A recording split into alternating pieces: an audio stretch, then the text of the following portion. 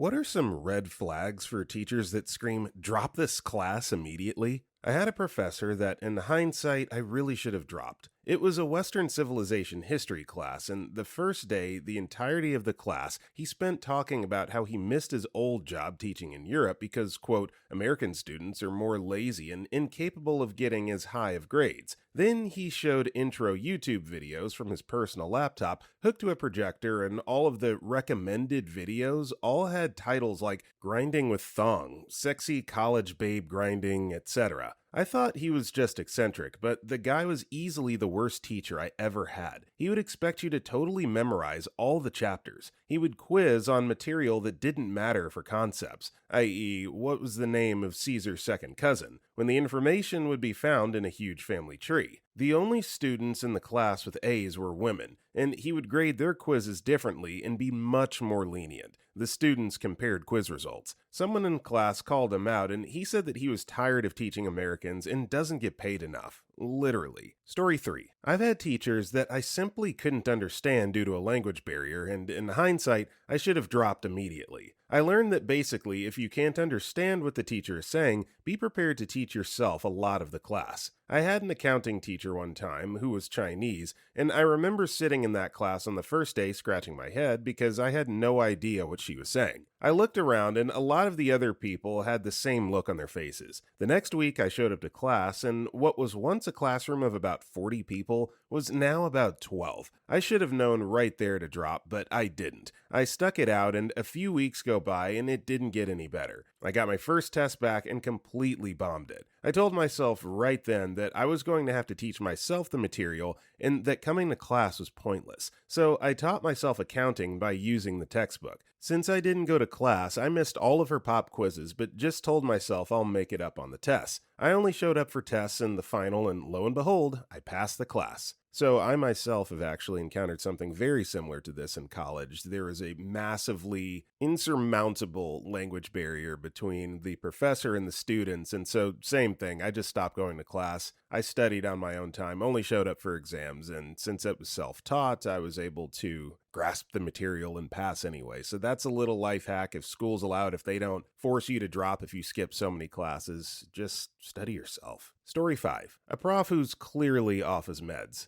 Over the course of my 1 month in the class, he was constantly rude and unbelievably condescending to literally everyone. Example, we were on a section talking about multiple sclerosis and how it signals misfire from the brain. A student said, "My cousin has MS and says this is how he was told what was happening. Is that correct?" Prof gets red in the face and yells, "I don't care about your cousin with MS," and proceeds to rant about how interrupting him with stupid questions is a waste of time. He never answered the question. During the second week, less than half the class showed up, or a noticeable chunk. He yelled at those of us that did show up about how disrespectful it was, then said we would have to learn this section on our own and that we would be heavily tested on it, then stormed out of class. There was no participation mark in the class. Also, he stated at the beginning of the semester that more than 50% of students dropped his course. Our grades consisted of a 40% midterm and a 60% final. I took the midterm before dropping the class. It was the hardest test I've ever taken in my life. He expected us to answer questions that we hadn't been taught. When confronted, he said, quote, "You should always be applying the course material to future study." Class average on that was 15%. The highest mark was 68%. Next highest was 32%. He doesn't scale. Want to complain? Talk to the head of the department. Surprise, he is head of the department. Hot D can only be held for 2 years. He managed to hold it for 4 due to a loophole or something. No department head wanted to upset him, probably. Yes, he had been required by the university to take meds to keep his job. I don't think he ever actually took them. Story 6. When I was 18, I took a beauty therapy and science class. One of the units we had was business studies. I had previously sat an A level in business, so I still had notes and books left over. We didn't have the usual business teacher because she was signed off sick,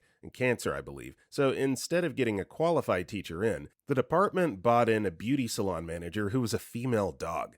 Knew nothing about teaching, but thought she knew everything about business. First class we have, she's doing the introduce yourself thing. Then she asks, "Who in the class is a Leo?" I raise my hand, and it's only me. "Oh, because in my star signs I always clash with Leos. Sorry." Okay, so we have a crazy female dog. The class is sat in a stunned silence as I simply say, okay, cool. The time comes to write the assignment for the class, and me being savvy, I used my old business class notes and books and handed in with the biggest smile on my face. Results day. Everyone passes with high marks, all except me. She has me up in front of my head tutor for plagiarism, and quote, she's clearly copied and pasted all of this from the internet. My head tutor explained that Shake and Shake has sat at A level in business, so she should know what she's talking about. My head tutor remarked my paper and passed it with a high merit. I later told her about what was said regarding the star signs and how I felt attacked due to some insignificant fact about my birth sign. Next lesson, she announces she's leaving due to my teaching methods being questioned and having a complaint, whilst glaring at me.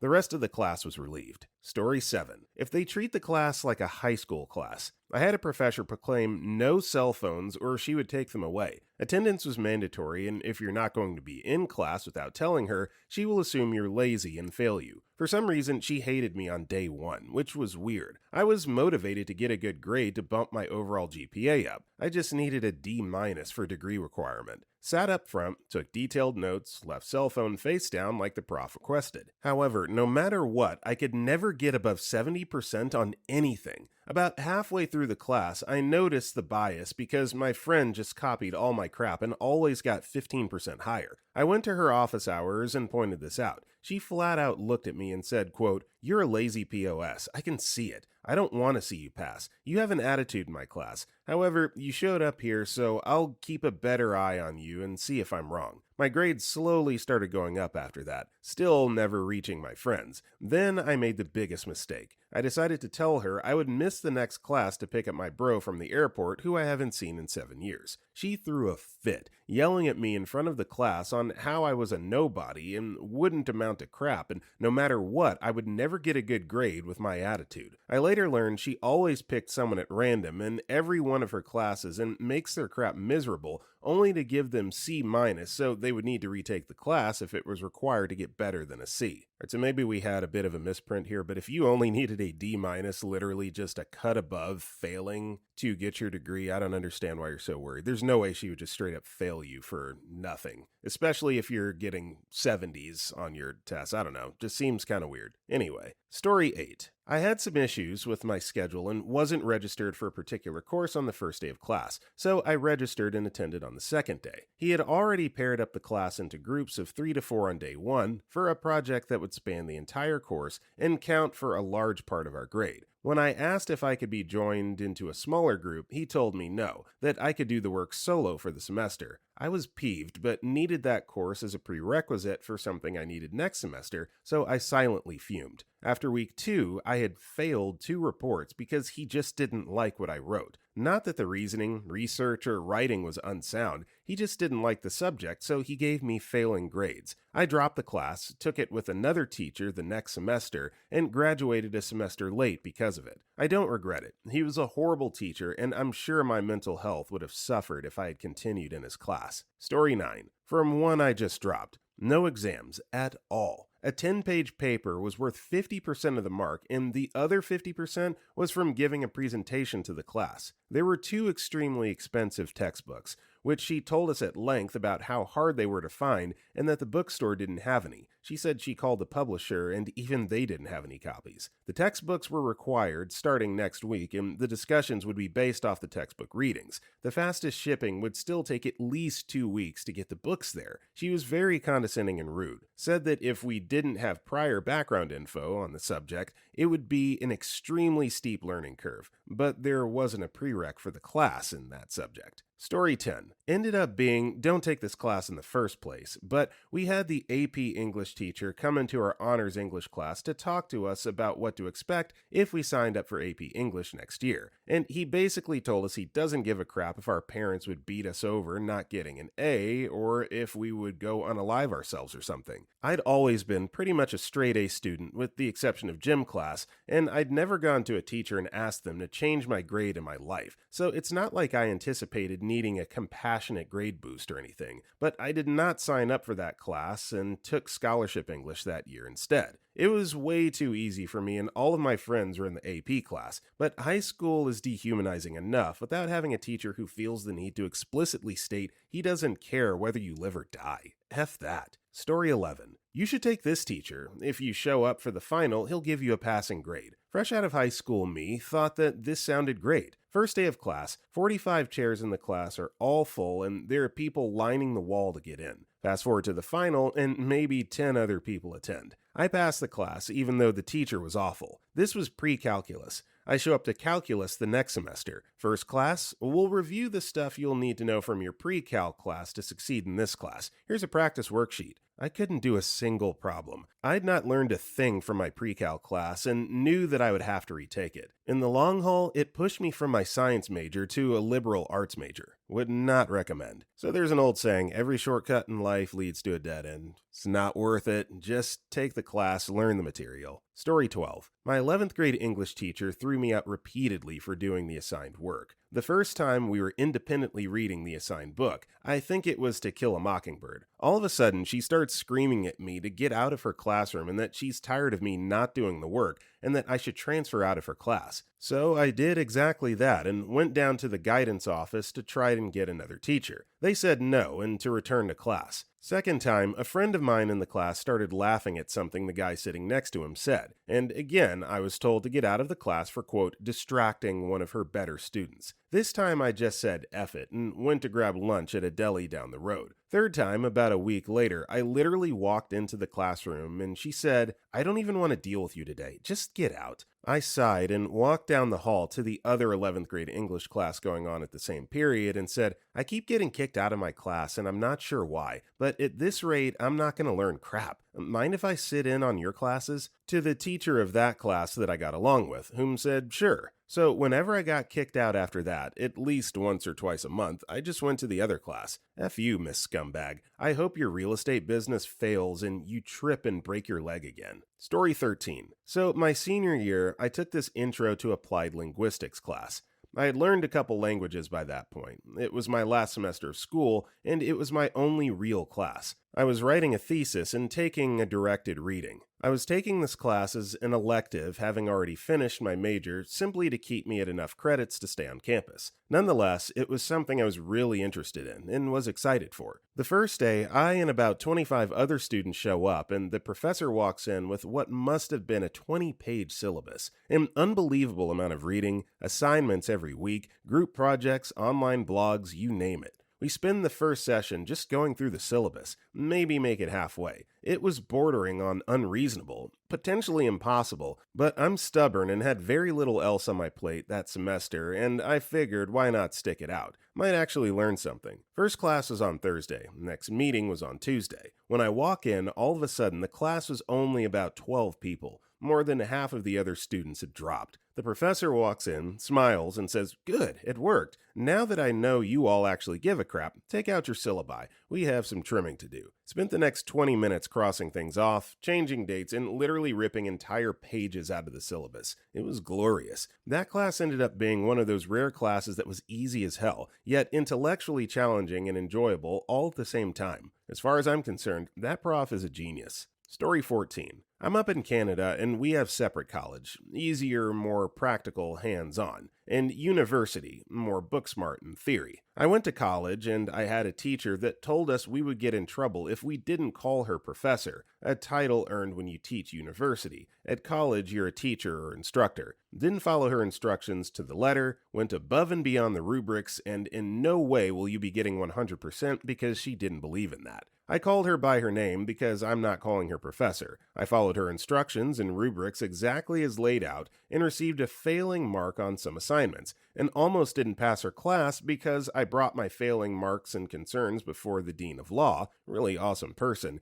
and even she said this is ridiculous. She spoke to our teacher and I got like 15 out of 40. I still passed with 58%, but still, F that female dog. My lowest mark was an 84, I believe. So if I'm getting all 80s or higher in this class I am, along with the whole class, receiving such low marks, there needs to be a review. Story 15. One from my past I wish I realized at the time. Calculus 101 was a Monday, Wednesday, Friday class, 1 hour each day. My freshman year, the math department decided they wanted to try having it on Tuesday and Thursday too, but for 1.5 hours. Lucky me, I was in the experiment class. As my professor explained on the first day, we would get all of the same material and assignments, just a slight change to the schedule. It sounded fine on paper, until the first assignment was given. Then you realize that the class had been taught for years one way, and no one considered how changing it might affect things. We routinely got handouts that would have helped with homework after the assignment was due. Sometimes an assignment would be due Friday for the regular class or Thursday for us, but we wouldn't actually learn how to do the last few problems until Thursday. The regular kids learned Wednesday while we ran out of time on Tuesday.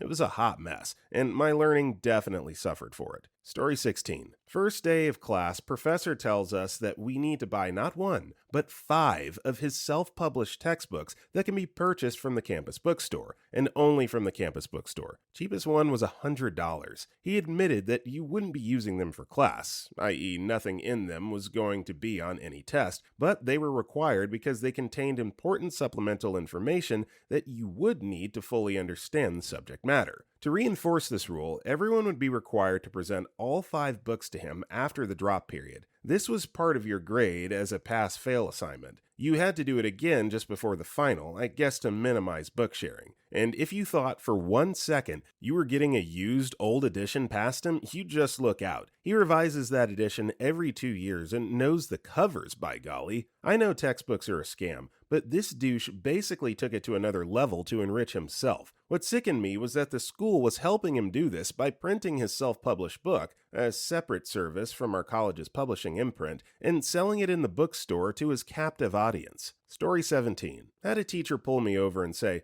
I just wanted to let you know that just because you're an athlete, you aren't going to receive any special treatment. I've had many athletes drop the class when they realized I wasn't going to give them an A. I just wanted to let you know that I will be paying special attention to you and make you work harder on your assignments than the other students. If you wanted an easy A, now's the time to drop the class. No crap, lady. I'm not here for an easy A. I'm here to learn about the subject. Thanks for letting me know that you already have me labeled as a jock, though, so I don't have to deal with your BS all semester. It was an art class that focused on building sustainable architecture. I was super pumped for the class. I just didn't want to take a class where the teacher literally said she was going to grade me harder than the other students. I already have 6 hours of practice a day on top of all the same schoolwork that the other students have. Not going to sign up to do 6 hours of practice and more work than other students. I had this happen 2 times with 2 different teachers. I wish I had told them I'm not dropping it because the class will be hard. That I'm dropping it because they expected more from me than other students on top of me already doing extra work by being an athlete. So this is unfortunately a case of a few people ruining it for everyone else in that same classification, because there are definitely athletes out there that kind of seek out that easy class, that one that's simple to pass because they don't want to have to study, right? They want to focus on their sports. And because of that,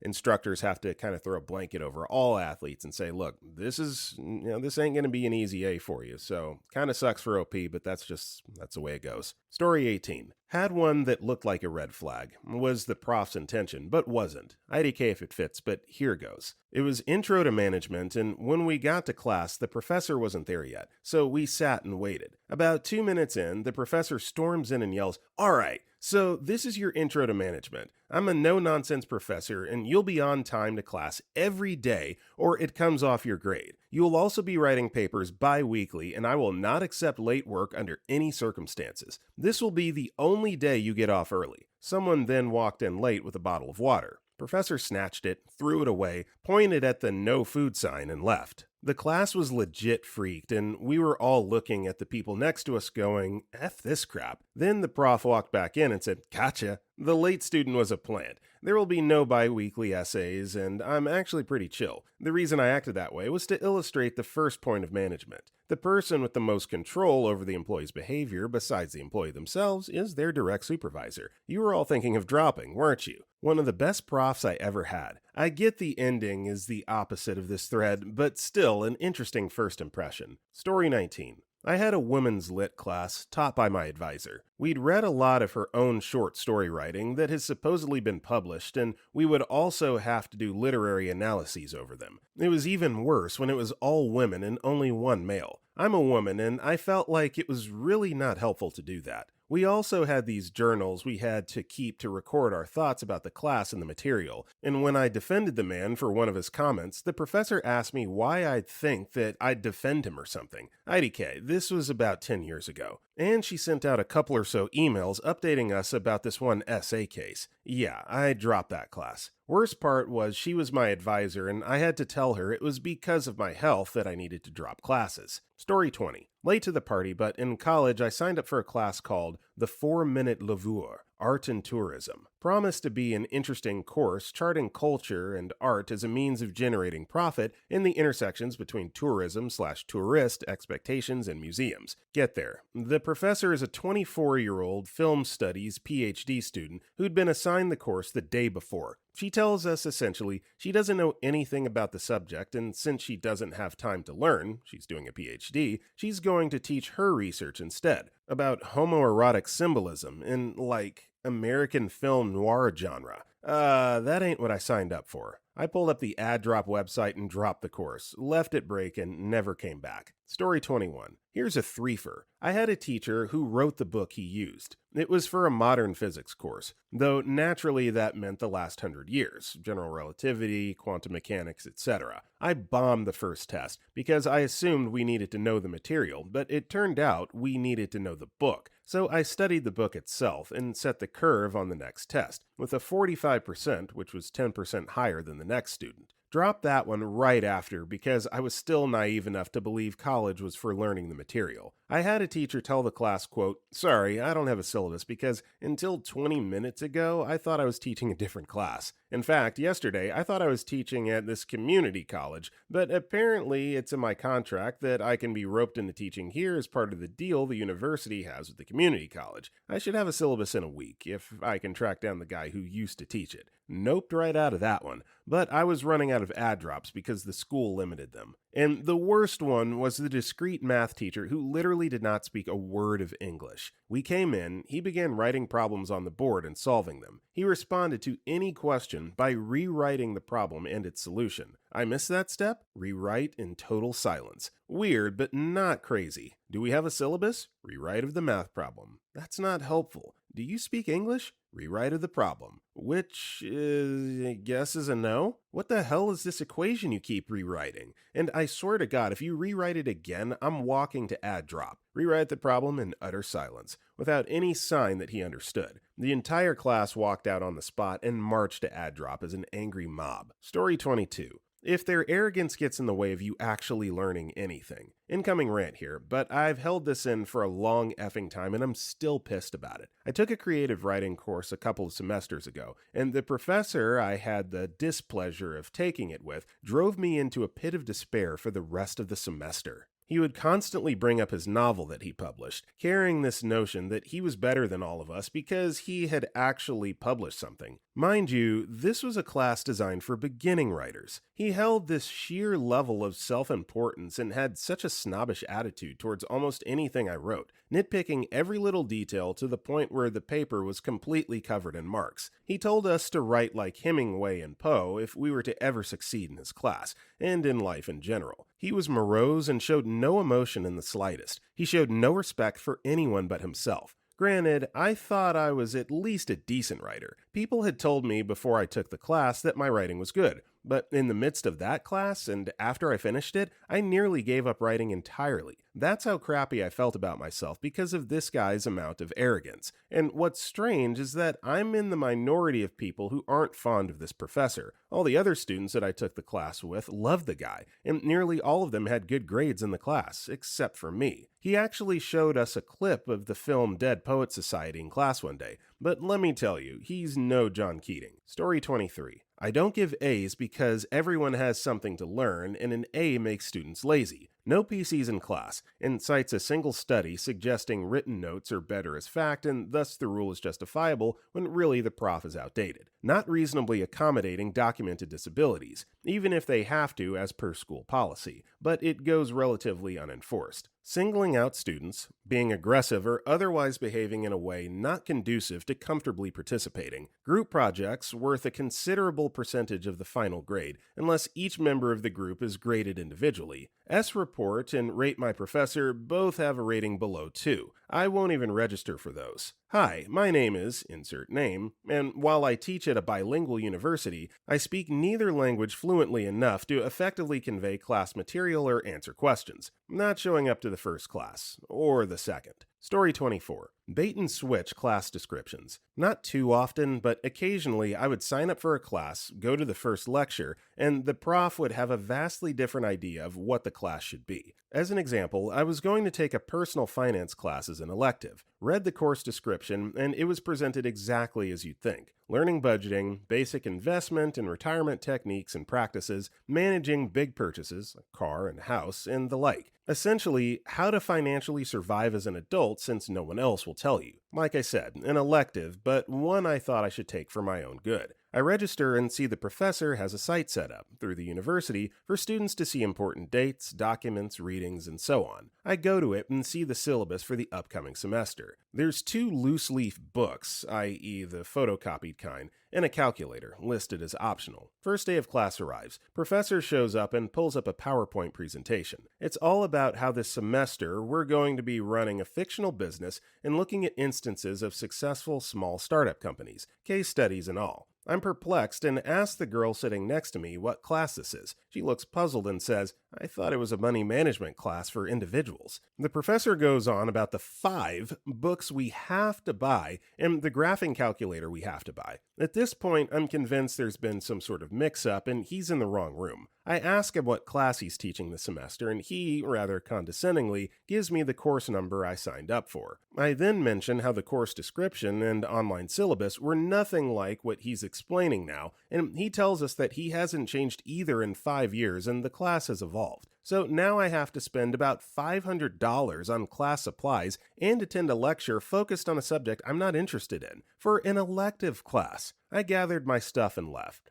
A couple of the other people did too, but the majority stayed, dropped the class and took a history elective instead. For reference, jokes aside, this was the main campus of a Big Ten school. Story 25. Not a professor, but my AP chemistry teacher was amazing and terrible at the same time. She was a sweet old Southern lady. I go to school in Michigan, and she would be more than happy to go over a concept with you after or before school if you needed extra help. However, her philosophy was that no one should get an A in her class, so all of us got C's to E's. We constantly worked our butts off and tried to get good grades, but it never worked. She also used quizzes that were weighted quite heavily in our grades as learning tools with no curve and put things on tests that we hadn't learned. Her defense was, I thought you guys could figure it out. Well, obviously we couldn't, and a test/quiz is to test us on what we learned. Remember how I said she was an old Southern lady? She forgot things she taught us and forgot what she didn't teach us. So she would start to lecture on a certain topic and we would all sit there clueless. When we would finally bring it up, she would either say, you learned that, and we would have to tell her no, we did not. We also had the administration working against us in that class. They changed it from 2 hours to 1 hour, and we majorly suffered. Somehow ended up with a C+/B-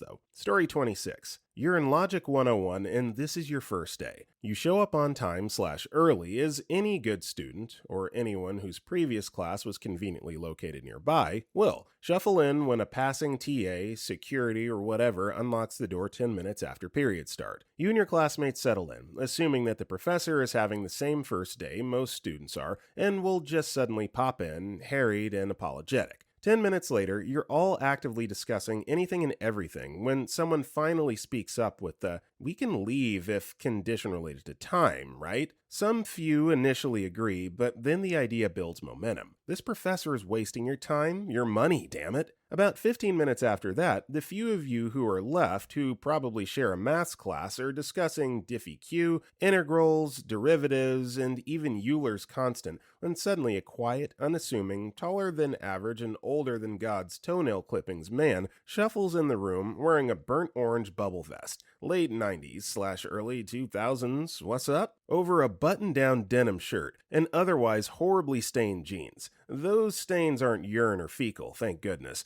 But why in all of creation would someone put on a pair of pants with so many greasy hand swipes? Is that a ketchup stain on his calf? Before anyone can actually process this miracle, your professor speaks up, mostly, and after about 4 words, you're not sure if he's actually talking to any of you. Just can't understand. No one shows up on time to classes anymore. It's ludicrous. A pause. He surveys you all, slowly, piercingly, with intent. Then he slams his textbook down onto the desk and shouts, "Ludicrous! Damned ingrates! Every one of you!" Mind you, this gentleman appears to be an incredibly animated and paunchy cadaver, so this shout is not terribly offensive by volume. Our cadaverous logician has paced a few times after his outburst, and is now surveying the class once more when he speaks. Well, you'll be glad to know that everyone who has not arrived today, on time, will receive an F worth 10% of their grade. We have high expectations of our students with regards to attendance, and lollygagging will not be tolerated in this course.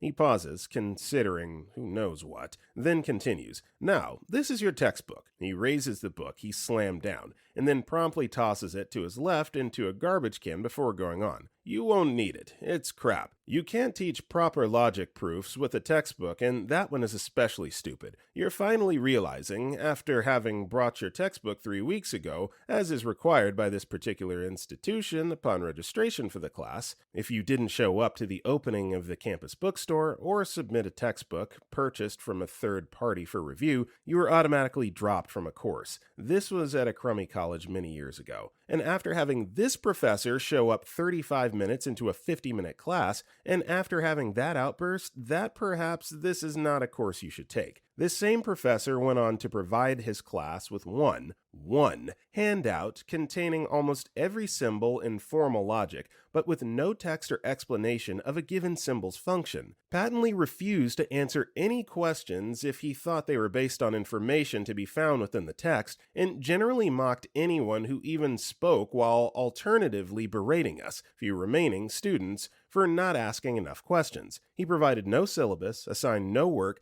and simply showed up late every day. Then he gave a midterm. This fine fellow actually had 6 sections of his course, and would you be surprised that only 2 students earned a passing grade? They dropped class after being bombarded with a WTF-style interrogation after the professor posted their names and scores in each section for everyone to see. Most of us dropped this course and went through the incredibly painful, unfriendly, bureaucratically insane process of tuition appeals and grade appeals, during which some of us learned our goof professor earned his tenure before most of our students were born. Oh, and he was the head of the teachers' non-union union. Untouchable. Story 27. As a faculty member, some of these comments are legitimate and some are really missing key aspects of faculty life. I'm young enough to remember college vividly, just had my 10-year reunion, but have been a tenure track faculty member for 6 years. I see a lot of people claiming that you should drop classes in which the faculty use their own textbooks. Who do you think writes all the textbooks? Almost every one is written by a faculty member somewhere, and you can bet they use their own textbooks. They presumably have expertise in an area and are sharing it with you. If they've already taken the trouble to write a textbook about it, they're going to use that in their class. I've seen some people talk about faculty who, quote,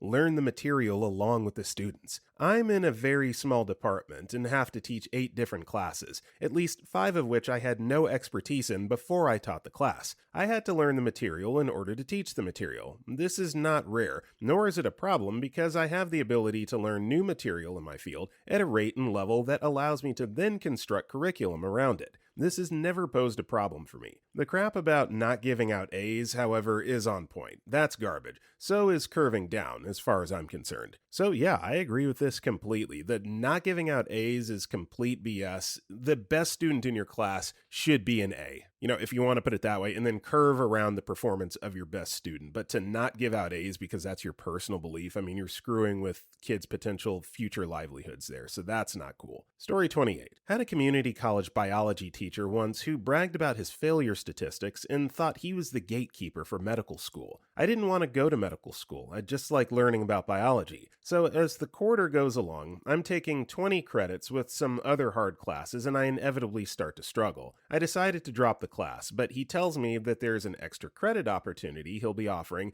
and actively convinces me not to drop. He then proceeds not to allow me to do extra credit assignment because I left class 10 minutes early one Friday lab to prepare for a chemistry test. The thing was, I was coming to class on President's Day, which was the next Monday, because his class was so stupid hard that he opened up the lab for everyone, and we were literally the only people at the college that day. 4 people out of 90 ended up finishing all 3 quarters of the major's biology program that year. In retrospect, perhaps I shouldn't have let the guy who bragged about how many students he failed at the beginning of the quarter convince me to stay in his class. Story 29. I started my education at a community college. I was enrolled in a political science 101 course. I worked hard on an assignment, turned it in, received a 0. Not a failure, not a few points, a big fat red 0. When I got the grade back, I was astonished. I was confused and frustrated. I asked the professor, community college instructors hardly warrant any such title, why I received such a grade, and she explained that, quote, some people are not cut out for college, then proceeded to belittle my intelligence, a mere 18-year-old girl, in front of the entire class. I dropped the course. I've been more than tempted on numerous occasions to email this exact professor and say, remember how you told me that I wasn't cut out for college? I graduated summa cum laude from university, and now I'm on a full-ride scholarship to law school. But I do think about how much teachers, instructors, and professors' words mean. At the time, I was at community college because I sucked at high school. I really did think maybe she was right. Imagine if I'd listened to her. Story 30.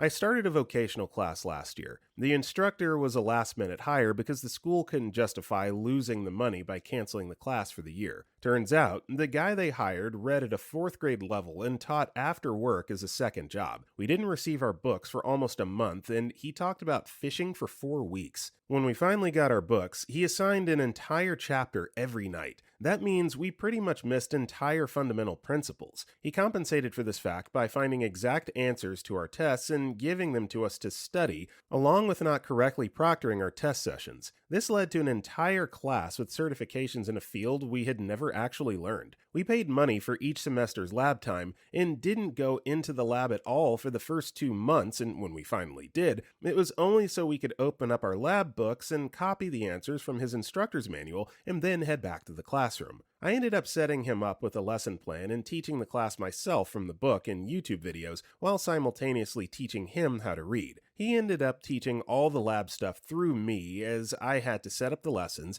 gather the materials, set him up with the problems, and guide the class along as he solved the problems as if he were alone using terminology we either hadn't learned or were told was flat out not the way things are done anymore. I really needed the certification so I could change career paths, but now I can't actually put my classes down on my resume because it will imply I have knowledge and experience that I just don't have. This was an accredited school, and they accepted federal grant money for this class. He's still teaching there. I'm still in the class because I can't work now, and I get a small amount of money back from my grant every so often. It's still the same. I guess the moral of this story is that people need to take these red flag stories seriously. Teachers aren't some magical different breed of human being. Don't waste your time in a bad class. You can't get that time back. On a side note, does anyone know if I have any sort of recourse for basically being scammed by an accredited school who accepts federal grant money for what amounts to fake classes? Story 31. Yes, there are a few things I love more than ranting about my second-year qualitative research prof. On the first day of class, announced that teaching the class was his lowest priority and that he may cancel class or call in a sub at any given time because he was a PhD supervisor and that was way more important. Almost every prof I had that semester was supervising someone's PhD, and it was the first and only time I had heard the speech. Wrote and self-published the textbook, which hadn't been updated since the 80s. You could only buy it from one campus bookstore, not Amazon or Book Depository, who wouldn't let you resell it at the end of the semester. Lectures consisted of him reading PowerPoint slides out loud. Those slides were copied and pasted from above-mentioned textbook. Our 2 midterms were on solely the content of those slides. I loved my quantitative prof, who I had the next semester, but most people hated her. She was German, and on the first day of class, she read her 5 highest and 5 lowest Rate My Prof reviews. One of them compared her to Hitler, and she said, quote, "Now I have to contest this one. Hitler was actually Austrian, so this is totally inaccurate." She gave me such a strong foundation for stats and quantitative research, which helped me with lots of my coursework later on. However, I still have no idea how qualitative research works. Story 32. When they dislike the student in the class that's actually trying to participate and sounds interested because they feel the student is daring to question them/challenge them, when the student is just genuinely curious. Had a new teacher who did this, who sadly liked me because I kept my mouth shut, because I hated her honestly. She also told us all that it was okay if one person for a group project spoke for everyone, as long as everyone did the work. The first group to show their project took her at her word. She loudly berated them in front of everyone and told them that they had to do it again and took back that rule. I got lucky. We were the second group. She really didn't know what she was doing. Student, who she was always grumpy at, who liked the class, defended her to me even on how she was a new teacher. Sorry, but that didn't defend the crappy thing she did. Oh, I should mention that maybe I should have been warned when the first day she told us we weren't going to be learning what we signed up for, but we were going to do some different subject. I didn't think much about that since the different subject didn't seem so bad, but in hindsight, maybe don't take a teacher who feels she can just change things around on you. Story 33. I had a sociology professor who was particularly terrible at grading. Her teaching was actually interesting. She'd have us read the book at home and do activities in class. The problem came when she assigned 2 weekly papers at 3 pages each in APA format. This was on top of 2 10-page papers and 2 5-page papers. Sometimes I had to turn in upwards of 20 pages of writing on the same day. We had to come up with our own topics, too. I wrote more for that introductory social science class than 2 semesters of English, hard science, history, and communications combined. I know because I had to do those classes too. It was grueling, but I figured it's a college class. Difficulty should be expected. Then I got my papers back with a 0 out of 100 and almost no corrections, no rubric, and no suggestions besides maybe a small off-topic written in the title page. People would lose half credit for making format mistakes like forgetting the author's note or page numbers. One of my friends got his paper back with simply huge red X's through the entire page on each page. Worse yet, another friend of mine wrote papers reflecting what he believed and wrote others reflecting what the professor believed, and as expected, his own beliefs were graded down arbitrarily, while the professor's beliefs had glaring errors that went unnoticed. Unfortunately, it was a required class, so I swallowed my pride and wrote. Those papers are still my magnum opus, yet I escaped with barely a C. Luckily, that teacher received so many complaints that she was banned from the campus after the college board reviewed the complaints. Story 34. I took a human sexuality class in college. I needed a humanities class, and it sounded easy. The teacher was a very attractive young woman who showed up late for the first class. Also, I'm totally not making this up. She was wearing a leotard and was visibly sheeted with sweat. She explained that her only chance to hit the gym was just before my class, and she wouldn't have a chance to shower beforehand. Explaining, not apologizing. She seemed smart enough. She talked about a research project she'd participated in on human pheromones,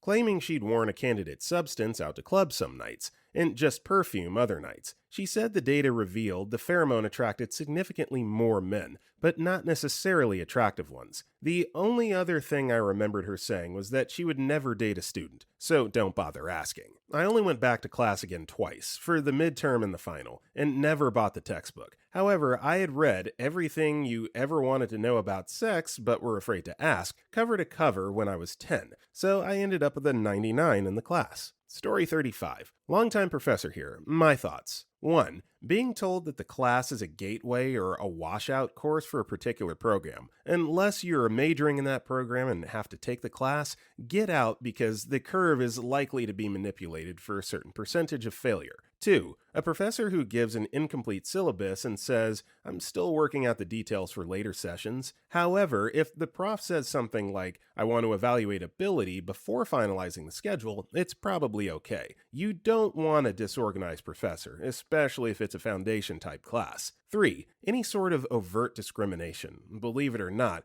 there are faculty who still say things that are way out of bounds against minorities or women. In this case, not only drop the class, but go to the dean and chair on this. If the class is related to science or technology, an outdated textbook is a big red flag that the professor may not have current information. This is also an issue in any subject where research is rapidly evolving or changing, like political science. 5. Any class where the professor doesn't have office hours at all. It's okay to say by appointment only, as faculty, especially adjunct faculty, don't want to sit for an hour or two in an office where no one comes to see them. But if the professor is not available for any meetings to assist students, that can be a problem unless you're a self-directed learner. 6. This isn't necessarily a red flag, but something to ensure success in the class. Pay attention to the teaching method and make sure it works for your learning style. For example, there's a new pedagogy called flipped classrooms, where the lecture material is provided online through the use of teaching software. This converts the class time to lab time, where students work on an assignment in class and there's no homework beyond watching and reading the provided lecture material. This methodology works great for some students, but is a disaster for others. Hope this long list helps. Story 36. Reddit lurker here. I'm from a country where your marks are more value than your life. India. And here, we don't have the liberty of dropping classes or something. You pay for XYZ classes, you gotta take them. At least this is until high school. I'll be joining college this year, and currently, 3 out of 5 classes I take have crappy-ass teachers. I'm not one to disrespect a guru or mentor, but damn these people. So this is our math teacher, basically. Okay, so, let's see, question 4. Integrate tanks. So you do this, and then you can do all this yourselves. It's easy. And that's how I spent 2 years in math. Chemistry now. If you don't study my notes, you all fall. Quoting her broken English word to word. My notes having answers. Memorize all by heart. Don't think during paper. Only write my notes. Proceeds to actually start teaching after spending 20 minutes of her 35-minute long class, terrorizing us with her notes and a future we'll never have if we don't study from them. Okay, so let's start D block chapter. We completed P block elements chapter yesterday in 15 minutes. Yep, that includes everything. So which elements are in D block? Proceeds to say random elements, obviously not in D block. Scholarly student catches her mistake. Her. I know correct answer. I only wanting to test you people. Yes, this happened for 2 long years. We studied organic and inorganic chemistry together somehow. God bless. Then there is the physics teacher, rather the dude bro, always chatting with girls, using broken AF English, but not resorting to our native language that we all knew, marking our answers in a test on the basis of grammatical errors, as per his type of English of course, and on the basis of how many diagrams we drew. Doesn't matter if you wrote about Archimedes' principle, you had to draw something, just other than the naked dude. Life has been hell for the last 2 years, guys, and these teachers are like basic. Tell me if you want to know about some other teachers I know, including the butt grabber, the overweight football coach, or the great blind flute teacher who passed away last year. He was 93. Story 37. I didn't drop this class, but I had a bonkers theater prof in undergrad. I was a very good student in college, graduated summa cum laude, won some awards, got into a fully funded graduate program afterward, etc. Generally very well liked by my instructors. One day in theater, we watched Rent. Now, I'm not a big fan of musicals, but it's whatever. There are things about the film that I like. Then she assigns an essay with a very detailed breakdown of what she expects in each paragraph. I was an English major and had written 1,000 essays. I'd never seen some of the requirements she gave us, and I definitely didn't need to be coached through this essay, but I tried to give her what she asked for. One of the things she asked for in the first paragraph was that we set the scene. I didn't know what the F that was supposed to mean in this context, so I was pretty literal about it. I said something about most of the films I was required to watch in college being pretty dry, and tried to kind of flatter my prof by saying it was refreshing to be entertained by a movie like Rent. Not the kind of intro I'd generally use in an essay, but again, I was trying to meet her confusing requirements. She misinterpreted what I wrote. She thought I was dogging on Rent. She wrote furiously on my essay, so hard she nearly broke through the paper with her pen. "So you hated Rent. Get out of my class." Then she apparently reread the essay and realized her mistake, scribbled a half-assed apology on a note card, and stapled it on top of the original angry note. I was shocked. I'd never been told to get out of someone's class before. Then, another time, we were watching some movie in that same prof's class, and the room was totally black. No windows, all lights off. She passes around a sign-in sheet for attendance. When it gets to me, the room is so dark I can't even see my hand. I can't see the paper. I have no idea where to write my name. So I flash my phone in it very quickly. She screams, "Turn off that phone!" LOL. I guess the red flags didn't come right away, but my God, she was unhinged. Story 38. When the professor is a Native American woman teaching American history in Southern California, and she uses the phrase "the white man" in just about every other sentence. This was a community college course called American History to 1820. Before we started work on our main paper, which was 50% of the grade, we were asked to answer a few questions and submit it with the proposal. The one question I did not answer was, "Why did you choose this topic?" I had tried to keep my head down in class because I'm white, male, and articulate, and I saw what she did in class discussions to those of us who fit that profile. She asked me why I didn't answer that question. I said I would answer it after I received my grade. She said that I would receive a letter grade deduction if I didn't answer it in advance of turning it in. I went to administration and told them I didn't accept that. They told me that I wasn't the first student to complain about it, and that they did have the right to tell her that a deduction wasn't allowed, but that most likely that itself wouldn't affect my grade. I decided to take the deduction. Final grade was a C-.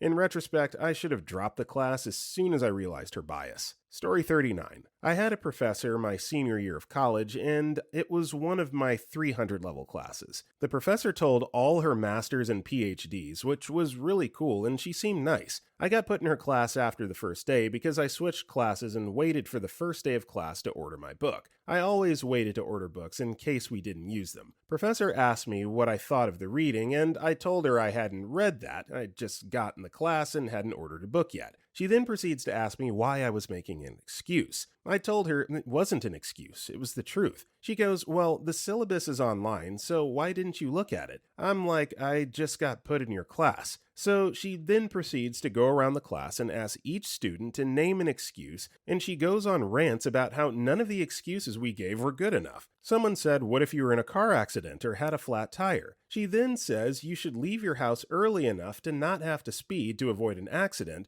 or if you have a flat, leave early enough so you can change it. Needless to say, this lady was crazy, so I told her I would not be coming back to her class and walked out and dropped it immediately. My friends in my major said it was the right decision. She later assigned some crazy research assignment that took all semester long, and most students barely passed that class. Story 40. Power trips. I had two instructors who were constantly on power trips. One was my sociology teacher. I cleared a notification on my phone one day, and she went off on a tangent, making an example out of me about how adults don't spend all their time on their phones during important events. However, she was constantly texting her husband throughout the class. My grandfather died during that semester. I told her about his funeral to get that absence excused, as well as permission to make up the test I needed to miss. She told me my grandfather cannot die again, and this is the only exception she'll ever make for me. I reported her for the comment, and as retaliation, sent me the test digitally in a format I couldn't open and refused to send it in a universal format. During the same semester, I had an instructor who taught a basic computer course. Being a communications college, instead of things like Microsoft Office Suite and how I should be writing emails, it was based around Photoshop and iMovie. nothing that we'd actually use like Avid, Final Cut, Premiere, Audition, etc. And if you were a woman taking that class, forget getting any respect from that guy. I corrected him one day. He told us that Mac computers were the absolute most secure devices on the planet and how he'll pick those over Windows any day. I raised my hand and said that's false. They're not more secure, just less targeted. Businesses mostly use Windows, and so do a lot more people. It's easier to steal information when your pool is much larger. You can, in fact, receive viruses on a Mac. He flat out told me I was wrong and ridiculed me in front of the entire class. Then a man in front of me backed me up and insisted I was correct. The teacher then praised him for, quote, broadening his intelligence. He also didn't teach well at all. This was an intro class for incoming freshmen, so most were straight out of high school and didn't know much about the technology they were using. Most had never really used a Photoshop or let alone a Mac. I ended up tutoring the back half of the class, and the man in front of me, who backed me up, tutored the front half, all while the instructor was teaching. He also didn't know much himself about the subject matter he was teaching. He was constantly breaking links within our projects, and they wouldn't work. There was one day, instead of playing our tests from the server, he dragged them to his desktop, breaking every link inside the project, then proceeded to berate us all because, quote, we couldn't follow simple directions. I marched up to his computer, opened the server, opened my project from the server, and it worked, and told him exactly what he was doing wrong. I saved everyone from getting a failing grade that day, and from then on, he refused to acknowledge my raised hand and ignored me if I spoke. He nearly gave me a failing grade for my final as well, first saying it didn't exist on the server, then giving me a D- for it being late and missing a ton of elements required. I went over his head and proved it wasn't late and met all the requirements. The dean forced him to give me a grade that my work merited. Ended up with an A-, and I didn't see him on campus ever again. Also, F any instructors that give out tests on material they haven't started teaching yet. Had one who tested us, then taught us. Our tests were 80% of the grade. He legitimately wondered why we all failed his class. So, pretty common theory here, but I believe this to be true. There are some professors out there that just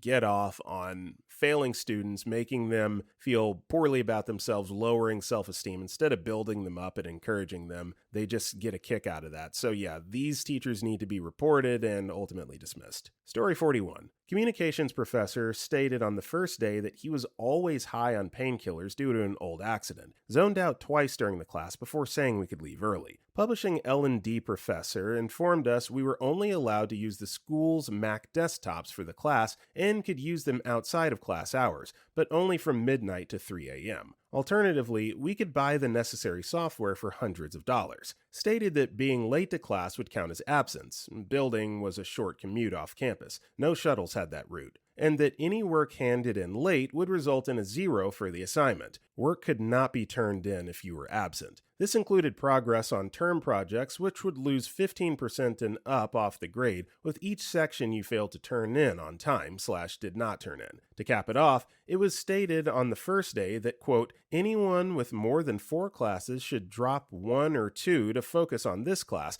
as your workload will be more than you can handle during class hours. Another communications professor stated any instance of incorrect citation would result in a 0 for the assignment and discipline under the Academic Code of Conduct for plagiarism. You were allowed to turn these papers in early for a critique so you could make sure it was done right, except for the final paper, which was worth 80% of the final grade. Professor for a class involving new media insisted we get into the habit of using emojis as they were the future of writing and that handwriting was becoming obsolete. Stuck with the class because it was required for my major, and he would not hear a word against the argument. We had a paper where we had to detail how handwriting was an obsolete skill, and anyone who argued against it had to redo the paper. Another writing professor had blatant favorites in the class by the end of the first week, just before classes could no longer be dropped. These were the students who admittedly had higher skill for writing, but he prioritized helping these students above others. Remember, kids, listen to your professor on the first couple days of class and read through your syllabus and keep track of how long you have before cutoffs for dropping or switching courses. Story 42.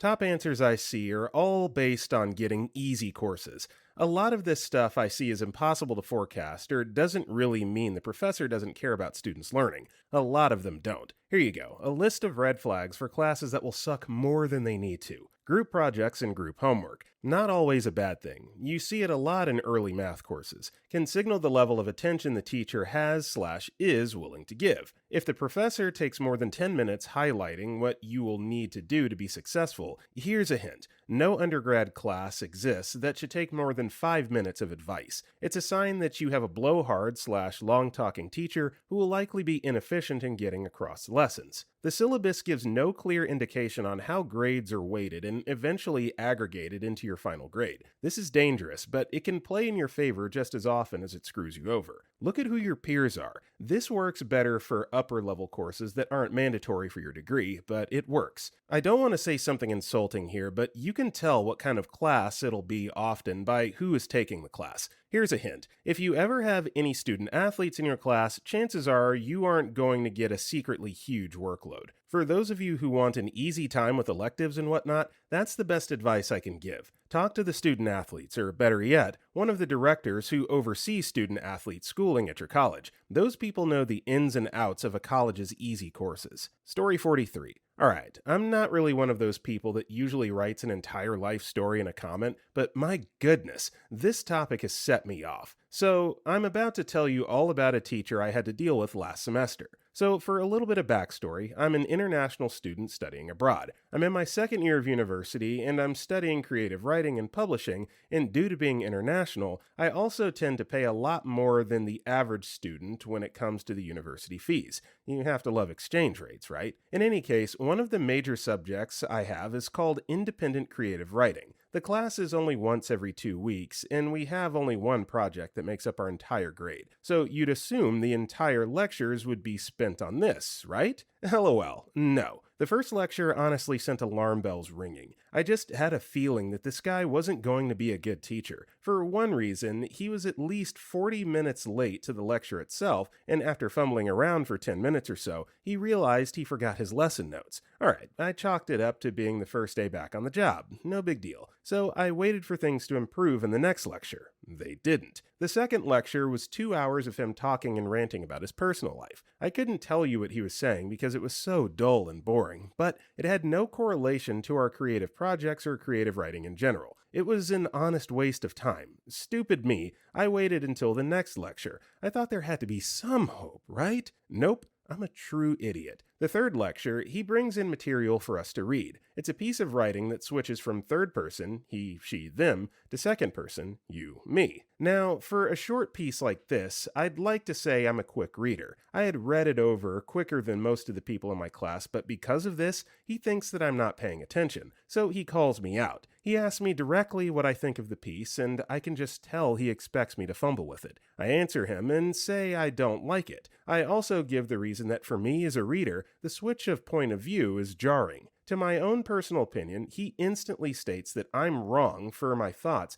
and that I need to be paying more attention in class. At this point in the class, I actually want to start crying because of this degradation. In this same lecture, or maybe it was the fourth one, I'd also like to state that he starts using his own written work as the bar for great writing. And whilst I'm one for referencing works in class, your own published work seems a bit much. Now, it needs to be noted that I have friends in the other classes, and after talking to them by the 6th week, I learned that our class was behind. From the first lecture, classes had already set up a rota to review work for the major project. There was a graded reading list, which I didn't even know was a thing, and we hadn't even talked about our ideas in class. I was having a panic attack at this point. I felt like my time was being wasted, so I emailed the head of the department, and boy, did I fight to have my classes changed. Sadly, this took a while to happen, and I had a few more classes with this douchebag. So I keep attending the classes, not because I want to, but because I pray there might be some hope that things will change. Another week passes, and 2 hours are spent on this guy retelling the same stories he told in the second week. I felt like I was watching a repeat episode. However, he mentions that he should probably get a rota started, and we'll discuss it next week. Maybe there's hope. Nope.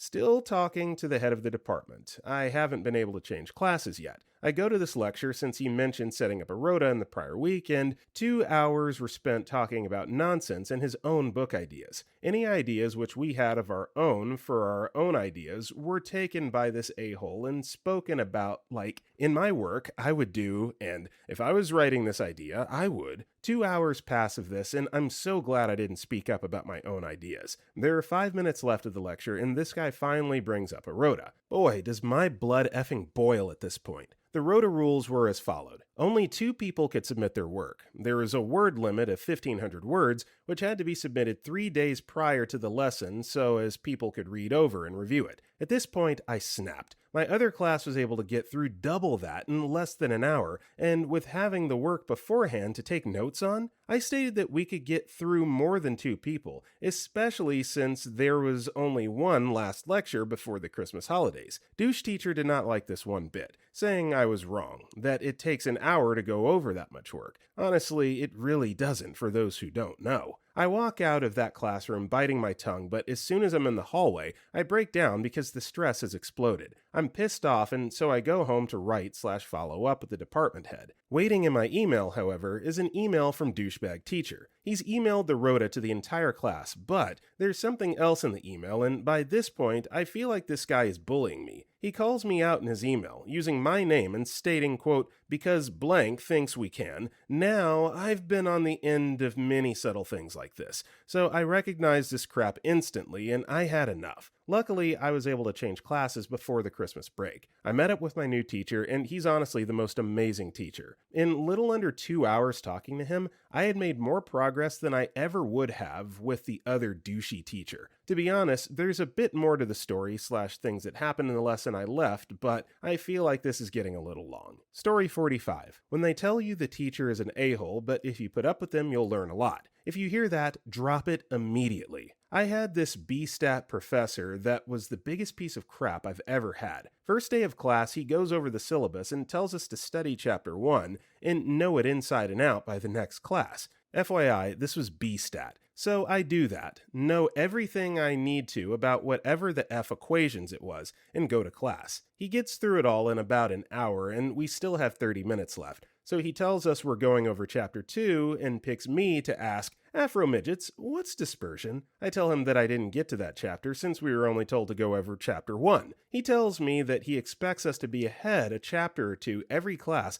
and if I ever say I don't know to a question he asks again, he'd kick me out. So he goes to another student who makes up some BS answer and he accepts it. He then immediately comes back to me and asks what it's used for. I look at him and just say, "I don't know what you want me to say." So, looking to make an example out of someone the second day of class, he tells me, quote, "Get your crap together and get the hell out of my classroom." Now, I'm not someone who normally likes confrontation, but I just stared at him and calmly said no. Now, you know that scene in Big Trouble in Little China where the dude's head gets all red and big and looks like it's going to explode? That's how he looked when I said that. He says to me, "Did I effing stutter? Get the F out of my classroom." I swear I'm not making up this dialogue. I tell him no, that I paid my tuition and paid to be in this class, so I have a right to be here. So he literally grabs me by my shirt and drags me to the dean's office and is going off about how I insulted him and how I should be expelled. At this point, I've realized no one has ever had the guts to stand up to him. The dean looks at me and then looks at him and tells him that I have every right to be in there,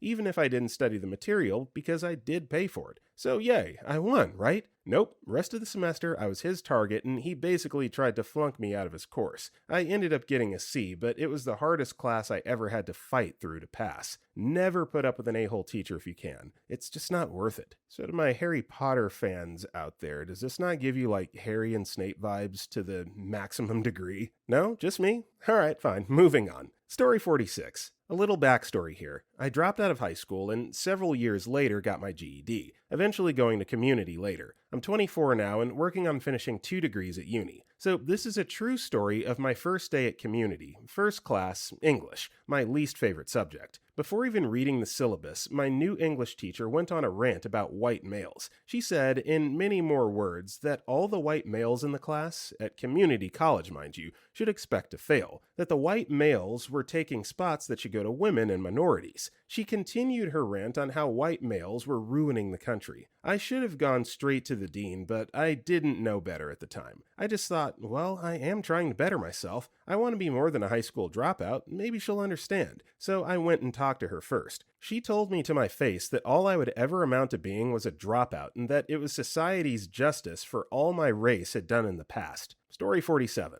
I had a teacher that had us turn in our assignments into a basket on her desk. Halfway through the semester, she told us that more than half the class that, quote, she never received some assignments. About 20 of us approached her to find out what happened. She said I had never turned in an assignment, along with a few others of us. She told us there was no makeups and we had failed based on those grades missing. One guy lost it and dumped her rolly bag of papers out on the floor and scrambled through the mess and found all or his assignments ungraded. She then called security on him for touching her property and threatened expulsion. As he scrambled, I found half of mine and so did other people. She was super disorganized and didn't care. We went to the dean and all of us got a pass on those assignments and she was not there the following week. Story 48. When the teacher doesn't seem to be putting any effort into the class. The worst college course I ever took, by far, was a senior-level online marketing research course. You couldn't take it in a classroom. It honestly felt like the professor taught the course for a way to earn money without really doing anything. There was no original learning material, /lectures, etc. Your assignment each week was to read a huge chunk of the textbook and take a quiz or test. The tests were built from question banks, which I discovered after Googling one of the questions on a whim. The question bank I found, luckily, also included all the answers. One week, one of the quizzes was closed before the due date advertised on the course website. I emailed the professor about it, as I had not yet taken the quiz. After not receiving a reply after a few days, I tried, multiple times, visiting the professor during their advertised office hours, but each time their office door was locked with a sign on the door saying they weren't there. After another couple days, I finally received a reply with the professor being defensive and accusing me of calling him a liar. The quiz was eventually re-uploaded, but the professor continued their habit of being disengaged, defensive, and accusatory. I'm almost certain that our final group projects weren't actually graded based on the speed we received our grades versus how large the projects were and how arbitrary the grading seemed. The professor emailed me regarding something I had done wrong on the final project, saying that he can't believe someone that had gotten 100% on the last few tests didn't know how to do that part of the final correctly, when it was really the lack of information in the requirements in the final that had guided me incorrectly. Story 49. If you can't understand the prof, might sound odd, but it's true.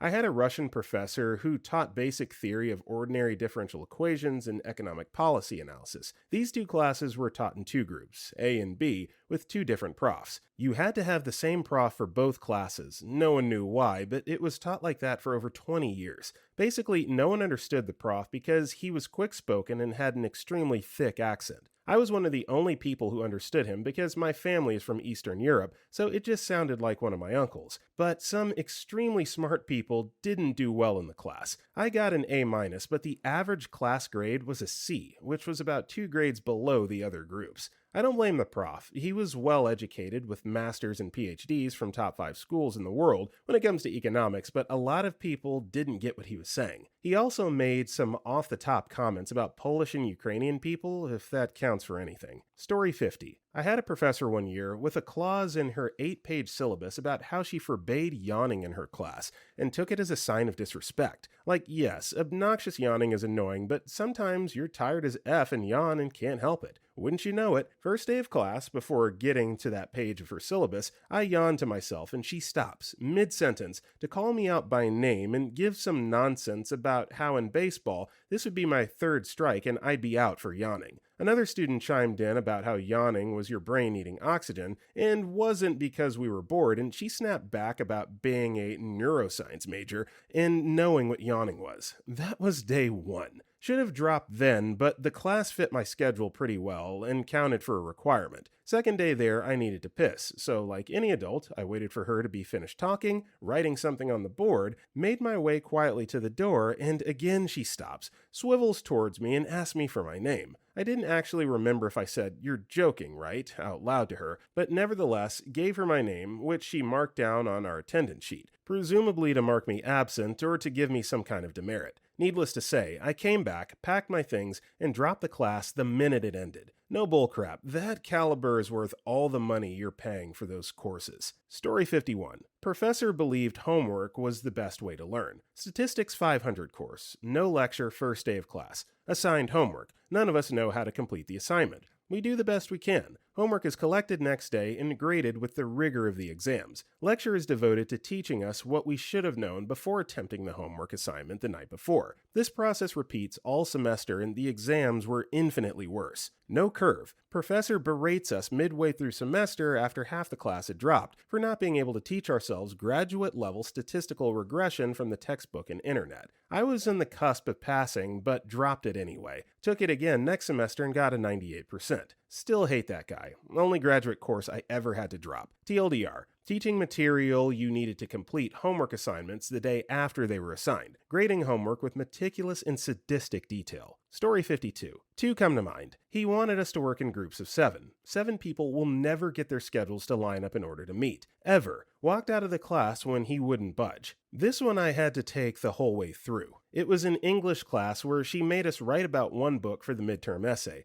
then wanted us to take that exact essay and add in a second book's worth of analysis between the paragraphs of the first. So take old essay A and new essay B and do A, B, A, B, A, B. Okay, boring and stupid, but whatever. But then she wanted us to turn in our corrections of the first essay to make sure we had corrected the crap she had marked us on. Half the class no longer had their marked essay, and they all got dinged for not handing it in at the same time as their new essay. Unfortunately, this wasn't made clear until it was almost time to hand in the final essay, so a lot of people got screwed over. It was infuriating. Story 53. I had a teacher tell my trig class in college that he didn't care if we passed or failed because he was tenured. Also, if the teacher isn't entirely forthcoming or clear about required materials or expectations. I took a standard chemistry class for first-year students coupled with a lab. In the lab syllabus, there was a tiny blurb about a really expensive online test portal we had to sign up for, but it was worded in a way that made it sound optional, or at least wasn't necessary till later in the course. It was confusing and not clear what had to be done. More than 75% of my class failed to sign up for it, and we missed the first test. Professor basically said, "Well, too bad, you all fail. You should have read the syllabus closer." I 100% support holding students accountable when they mess up, but if the majority of the class didn't understand what was required, that's probably not the students, but more so the way the information was delivered. Finally, it was a class of all freshmen who were brand new to college. Professors should be there to guide us into things,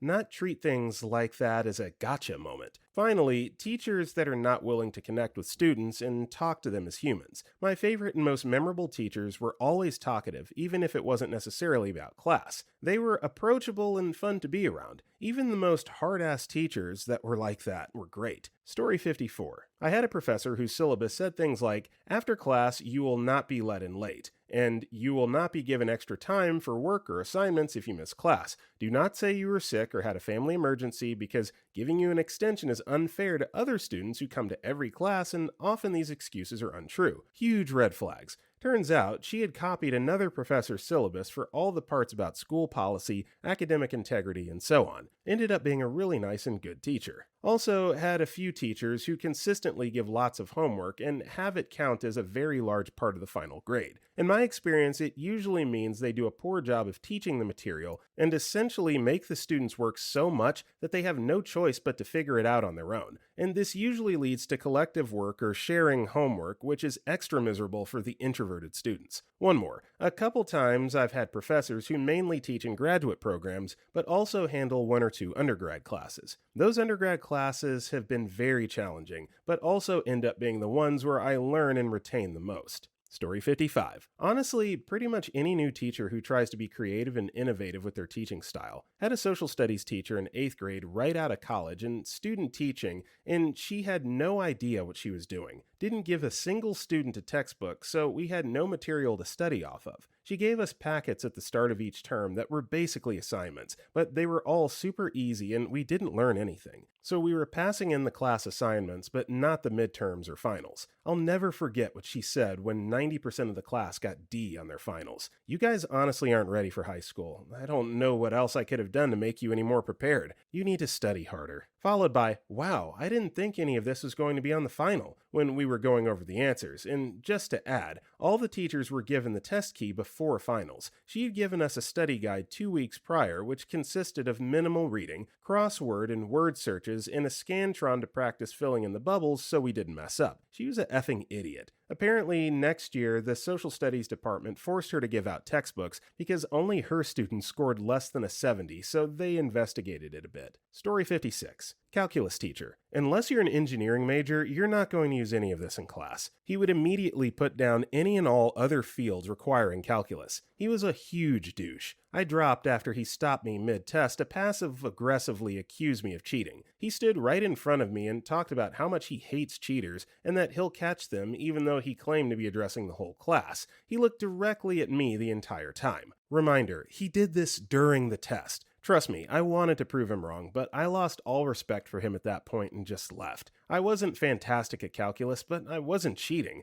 and the last effing thing I needed was a professor breathing down my neck the rest of the semester because I wasn't an engineering major. Point to this post, drop the class immediately if a professor is on some high horse for the class they're teaching and only favors a specific major it applies to. Story 57. I signed up for an elective once that seemed like it would be easy. That's not why I signed up. I genuinely was interested in it. The first day, the professor was like an ogre. I know that a lot of you signed up because you think this class is going to be easy. It's not. I'm going to work you and work you hard. You're going to struggle. You'll be lucky to make it through the class, but you're going to need more than luck. That sort of thing. And in a sort of mean, nasty tone, almost vindictive, as if she had preemptively found us all guilty. Next day, only about half as many students showed up. The rest had dropped out. First thing out of the professor's mouth was something like, LOL, I just do that to the people who aren't willing to take it seriously to drop it. Don't worry, this is going to be easy. It was easy, fun, and informative. She was really pleasant too, not at all an ogre. So I guess the moral is that red flag is not necessarily a red flag. Story 58. When they obviously favor one demographic over another.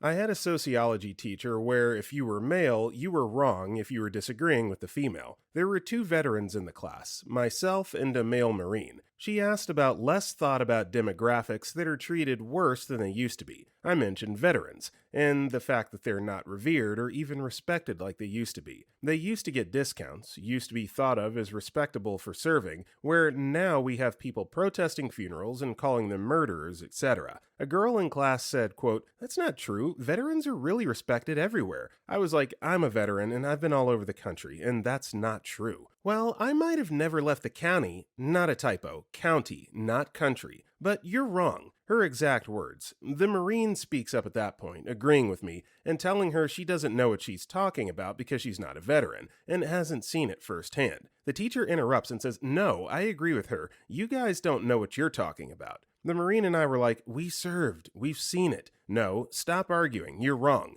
I lost any and all respect for that teacher that day. Not that I had much to begin with. Story 59. Had a teacher in high school who was unmarried. On the first day when she said, "Hello, class," we all responded in the typical sing-song fashion. "Hello, Mrs. So-and-so," and she flipped out on us, holding up her hand with the ring finger up and screaming, "Do you see a ring on this finger? It's Miss So-and-so. Don't you dare call me Mrs." Even as a 14-year-old, it seemed rather unhinged. Of course, you can't drop freshman science class, so the story progresses. This teacher was nuts. My dad has a PhD in a bioscience field, and I won the science award in middle school and went to 3 district science fairs, once moving on to regionals. So you could say that I was pretty into science. I knew 9th grade science would be a breeze for me. Mid-semester report cards get sent home, and I'm seriously underperforming. My parents are unhappy, and I explain the teacher is nuts. My dad flips through my binder, and they let me off the hook. These are parents who take my grades seriously, and so it was unusual. Not long after that, parent-teacher meetings roll around. My dad takes my binder with him and just unleashes on the teacher. Here's an example of one of the problems. For every new section, we had to make a title page that she would grade. Yes.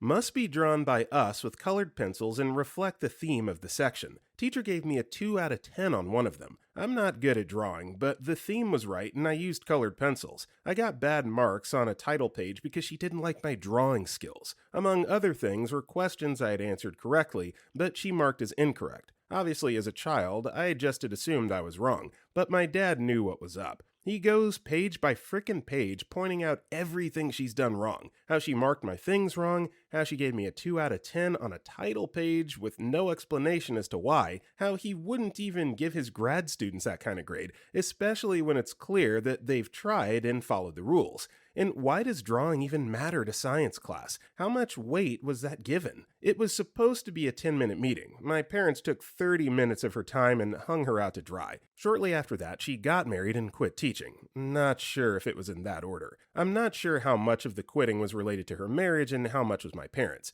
We had a new teacher assigned mid-semester and he was great. My grade shot up to an A- by the end of the year. Story 60. I have 2 degrees, BA in digital media, fancy word for graphic design / marketing design, etc., and BA in web development. Long story short, I originally went in for digital animation, got a few credits near, and decided I wasn't good at it / didn't have the passion for it. Animation looks fun until you realize most of it is insanely tedious rigging, and just to sculpt a rendered 3D ball bouncing with shadows, etc., or rendering in general is incredibly time-consuming. I also lost my senior project from sheer stupidity. School is 24/7, but at 1 a.m. they automatically shut down for updates. Was working last minute and spent 13 hours without a USB drive on the school network on a file that was 80 plus gigs.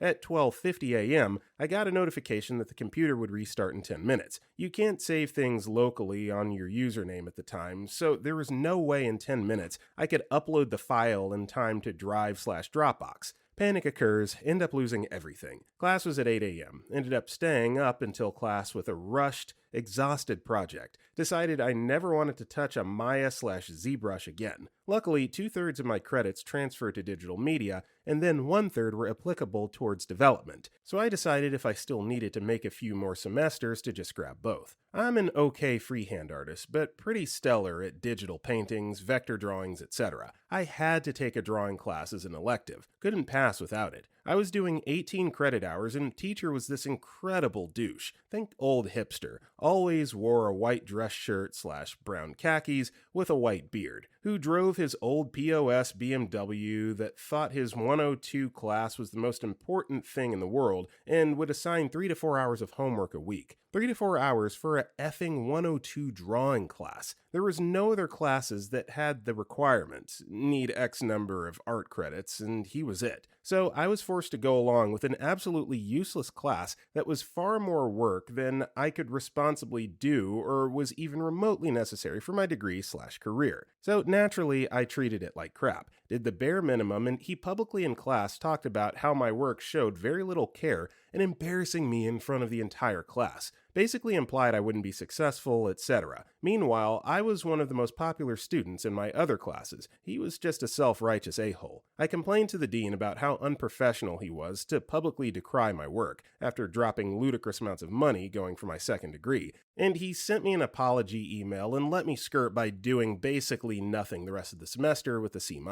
I graduated and was making over 6 figures 2 years later. It was incredibly satisfying knowing from younger peers he was still there, driving his beat-up BMW while I'm likely making well more than him at 1/3 of his age. Story 61. I didn't really have any, but reading these comments, I really appreciate my school and professors much more. They never did any of this crap. We had very difficult professors, very accomplished professors, but no one felt the need to show off. My father-in-law is kind of a jerk professor, I hear, but according to Rate My Professor, kids who go on to study the subject write him amazing, beautiful reviews, and the kids who took his one intro class as an easy A hated him. The way he saw it was that he's graduating a lot of nurses in particular, and he, or anyone else really, he doesn't know how to show it all the time, but I'm pretty sure he cares a lot about his field and his students, didn't want to get an incompetent nurse one day. I use this just to illustrate that we're getting one side of the story on many of these responses, and the reality probably isn't as bad in most cases. He's the worst story I can remember from my own college. We're talking decades ago now, in case that helps set the story. One time, I was recommended an astronomy course that was historically known as a great intro course perfect for a general education credit.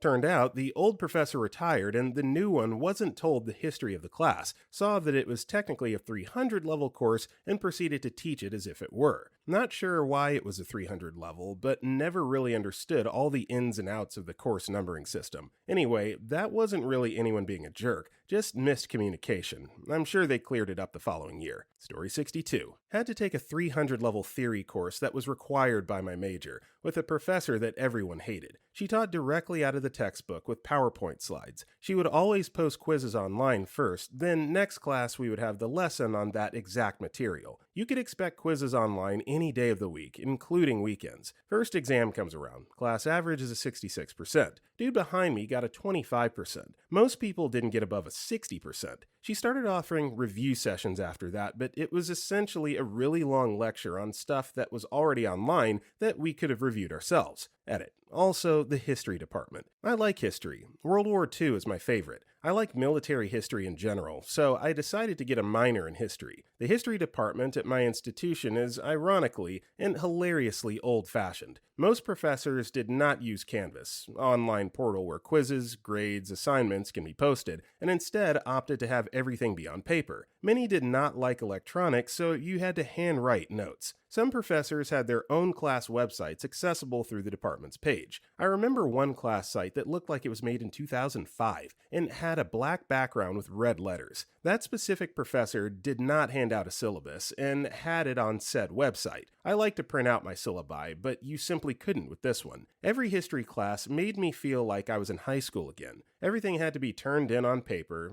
There were so little assignments that if you messed up on one or even two, your grade was shot. Even if the professor accepted online submissions, they usually required us to turn in a paper copy too, and every class required Chicago style, not MLA, not APA, Chicago.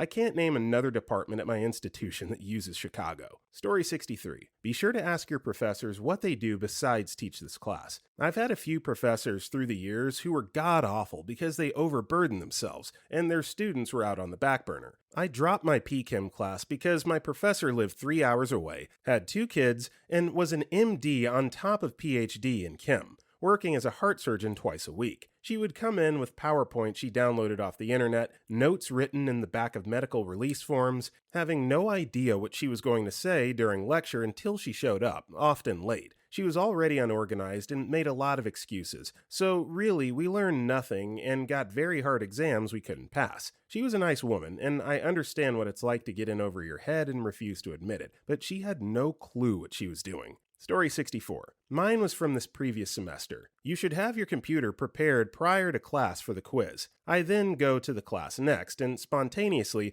my computer had kicked me off the Wi-Fi, and when I went to log in, I kept getting it wrong. I raised my hand. He came over. I asked how to log into the Wi-Fi because I must have been doing something wrong. Turned out I was neglecting the domain prefix to my username. He looks me dead in the eyes and says, quote, "You should have had it ready before class." Would have accepted that, except he messed up multiple quizzes all year long and blamed it on his computer, and he was almost technologically illiterate at times. Something similar happened later in the year when Windows 10 decided to update and wouldn't let me refuse it. So I guess my answer is teachers who hold students to standards that they do not meet themselves. Story 65. Had an intro to psychology professor who started her introduction to the class on her life. She decided to tell us that she became a psychiatrist because her parents SA'd her and she had no idea why. Her last place of employment was a maximum security prison dealing with misguided souls, so teaching us shouldn't be much different. She proceeded to go over the syllabus, telling us a question, answering that question, and then having the class unanimously recite the answer back to her. One that stuck out was, if you should have problems to any online links, assignments, or my Pearson Online Learning Lab issues, you're to deal with it on your own. I'm not a computer tech. I'm a professional psychiatrist, so of course she asks, and the class recites back to her, call the tech number associated with the program. For online learning labs, one usually needs a class code to begin whatever assignments the instructor or institution deems necessary. Fast forward to the next day, and a student asks her for the class learning key code for My Pearson. Lady absolutely loses her crap on the guy, going for about 30 minutes. He tried explaining to her that he called the tech number and it was a number she would have to give to the class, but the professor wasn't having it. Out of a class of 25, only 10 people were left after that day, and even less the next. Story 66. My professor was a former reproduction specialist teaching at a fairly rinky-dinky college. Still love you, APSU. 1. She loved the word invaginate. Any fold, wrinkle, crease, or dent in a drawing was an invagination. Must have said it 5 times per class. 2. When evolution was brought up, she said, quote, I'm from the north where this isn't an issue, but down here you all get upset. No, lady, I effing love evolution. You're just a jerk. 3. I had a strong background in bio from AP in high school, and she was asking questions about an experiment using different isotopes to determine whether phages injected their capsule or their DNA/RNA. I said, the Hershey Chase experiment? And she told me I was wrong, but went on to explain the experiment for 10 minutes. It was the Hershey Chase experiment. I'm not trying to end up on the subreddit for I'm very smart, but F you, lady. At least know the crap you're asking questions about. Don't just use the PowerPoint that came with the book without reading it. So I've never heard the word invaginate before reading this post. Has anyone else comment down below? I can't be living in that small of a box. Story 67. I started a class on Asian art history, something like that, and got there a little late, so the professor had already started going over the syllabus. Not one sat in the front row. Most of the students looked like they just wanted to chill in the back of the class, so I took a seat right in the front. I was literally 3 feet away from him, and I could barely hear him while he spoke, and when I could hear him, it was with an extremely thick accent. If I recall correctly, he was Korean, and while he could speak English, it was heavily inflected. When he would walk farther than 3 feet away, I couldn't hear him. It just sounded muffled and faint. Walked back, and I couldn't understand what he was saying. When the class took a break, I just gathered my things and left. Headed over to my counselor to ask for help in getting a new class. He chuckled and asked if I had trouble understanding the professor. Apparently, I wasn't the first person that day to see him about moving out of his class. I got into a great Northern Renaissance art history class with an old professor of mine, and that turned out really well. Story 68. Had a professor last semester that took over from the previous one who quit halfway through due to health issues. He seemed okay at first, saying he wouldn't undo any of our old professor's policies. He had open note tests, and we were nervous we were going to lose that.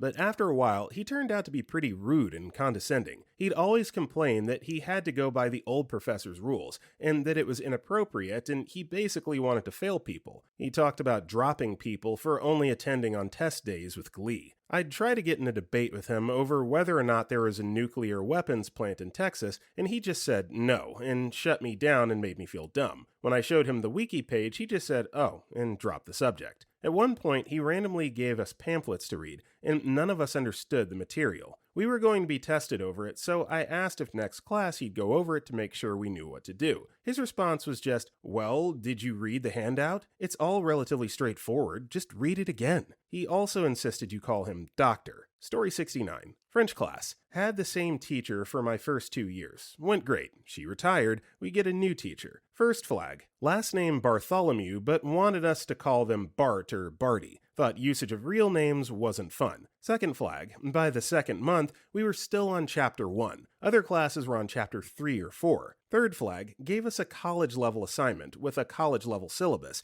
then immediately deviated from the syllabus, gave us half the time, and then complained when every group failed the assignment. Final flag, causing me to drop the class, bragged to the class that the only reason she got the job was because she lied on her resume, studied fashion in college, not language, and spent a year in France with Janice Dickinson. I walked out of class, to the guidance office, demanded another class and an investigation into her fraudulence, got put in a freshman typing class to finish out the year, and they didn't fire her until a year or so after I graduated, when 3 more semesters of classes failed under her teaching. Story 70. Instructional designer here with an educational background and works for a college specifically in online courses. Any online class you sign up for, there's a clear lack of instructor presence. No pictures of the prof, no instructor-made content, all your content is My Math Labs or Khan Academy, etc. Cold feeling in the class, like it's not welcoming. Drop it now. It's a course in which the prof is being paid to grade. That's it. Don't expect them to answer your questions. Don't expect them to give you any direction. They're phoning it in. I see classes like this through my friends and occasionally at our institution. We're working to fire those people. They're always a nightmare. There are a million online offerings at institutions due to the rise of online ed. Find a course that doesn't suck and has a prof who cares. If you do choose to stay, complain to the dean above the prof. We don't have enough students complain about these crap courses, which is why they make it through the cracks. Story 71. 1. First day of class. Shows slides of the final grades from each term, highlighting that 50% of the class fails the course. He has 3 distinct classifications for failing grades.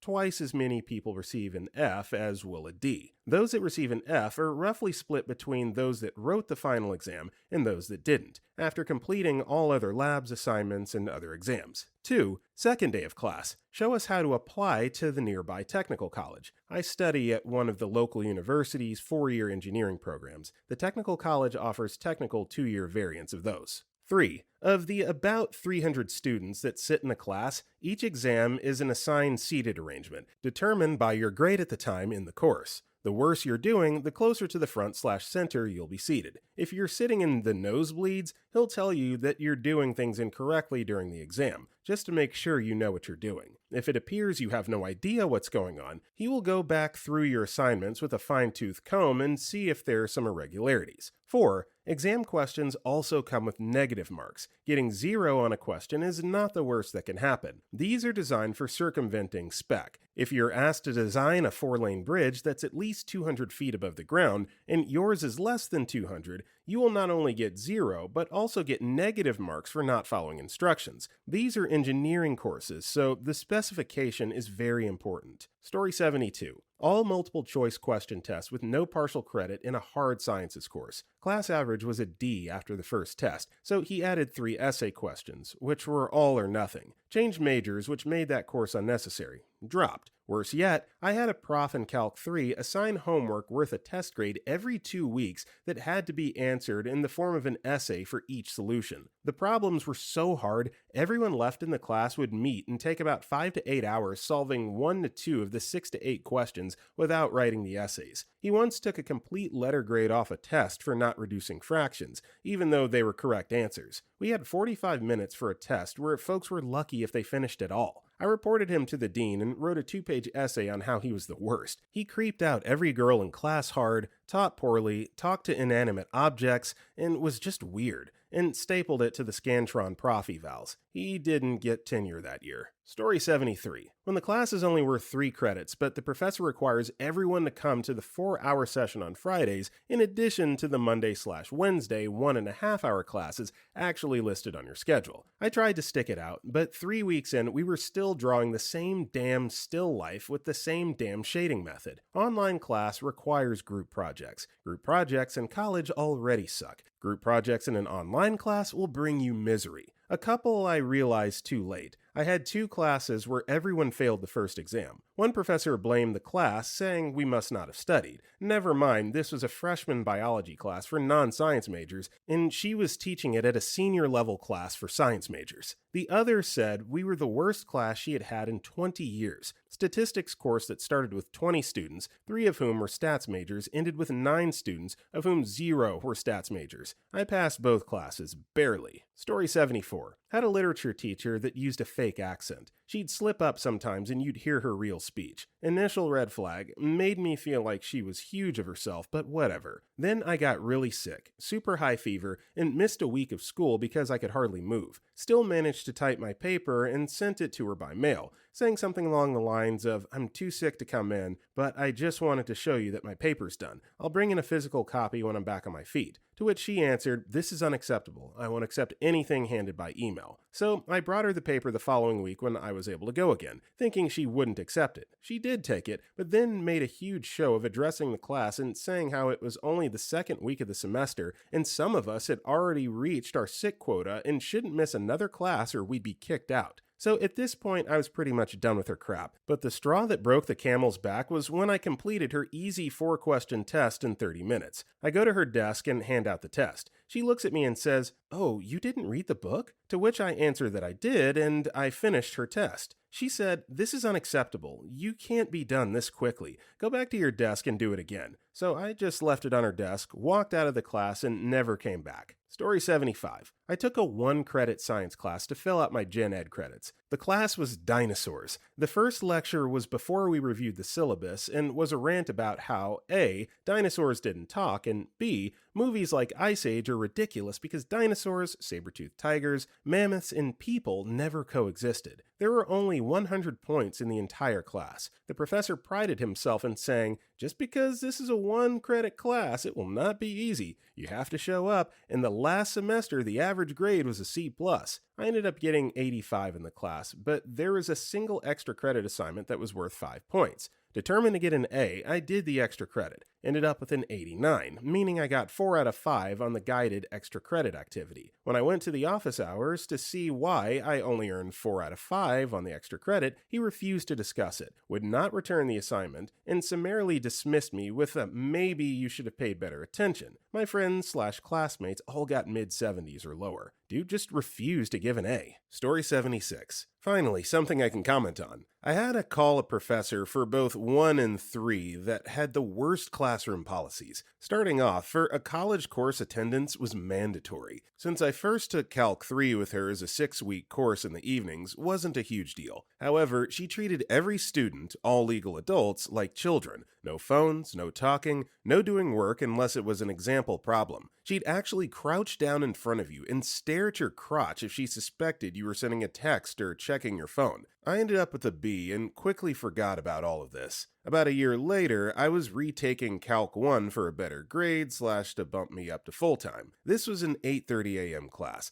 and on top of her past actions, would now yell at everyone who wasn't all bright-eyed and bushy-tailed. I was getting sick of it all, but was set on grinding it out. The final straw came on the morning of our first exam. I had been playing indoor soccer the night before, took a bad fall after going up for a header, landed on my shoulder blades, and the back of my head slammed the turf. I don't really remember much of what happened leading up to it either, but knew that I had just suffered my 3rd concussion. Since it was about 10 p.m. when it happened, I chose to go straight home over spending 3 hours in the ER only to have them tell me to go home. I alerted her to what happened the next day. I told her I had already scheduled an appointment with my regular doctor for that afternoon and asked to not take the exam. She refused, but said to let her know what the doctor said and we'd work it out later. Lo and behold, I bombed the exam, and when I gave her professional documentation about my brain injury, she refused to allow me an opportunity to recover any of the points or adjust my score, stating that there was no way to prove that my brain injury had affected my performance. I ended up going to the head of the department, who, after much back and forth with the professor, allowed me to take an incomplete and retake the course with another professor the following semester. Moral of the story: if the professor doesn't treat you like an adult, get out. Get out now. Also worth mentioning,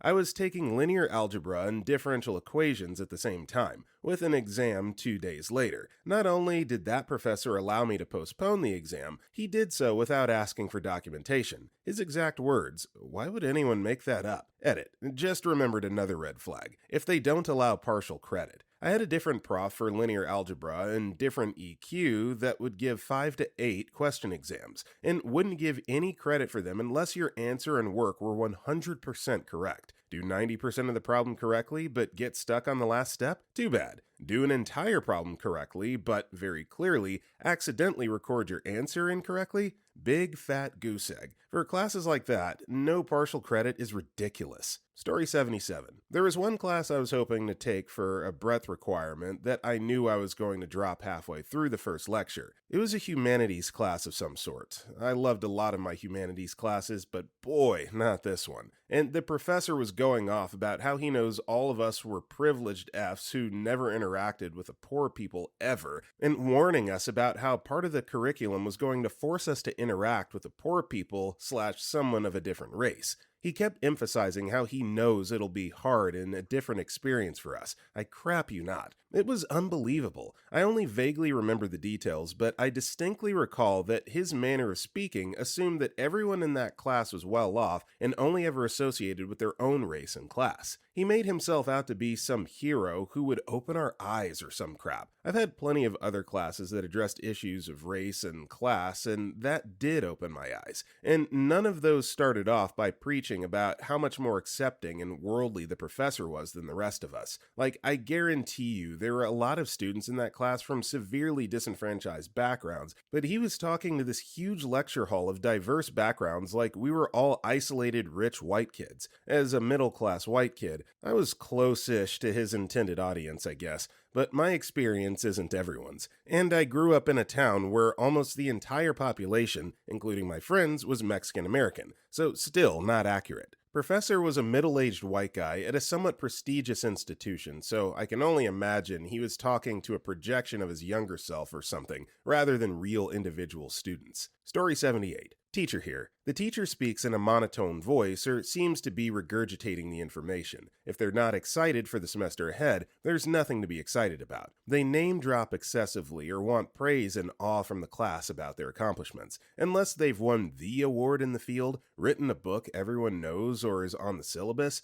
or an equivalent feat, this projects insecurity or narcissism. They disallow technology. Unless they have a damn good explanation, it's an indication they can't hold their students' attention, are not confident in their material, or are afraid of change. They make students feel badly for asking questions or answering questions incorrectly. This is not conducive to learning, no matter what the class is. This environment won't convey the necessary information. Story 79. Probably going to get buried, but I took photography as a second major, community college, transferring to a 4-year school, and most of my teachers were amazing, and I learned a lot, except for the studio portraiture teacher. This was a required class, not just for the full associate's degree. It was required for any version of the certificates offered. The class was only offered once a semester from only one teacher. So he declared in our first day that the heyday of portrait photography had been in the early 90s. I took his class in 2012, and there was no living to be made doing portraits. All of his examples of what our work for his class would look like were straight out of the 80s Sears portrait catalog.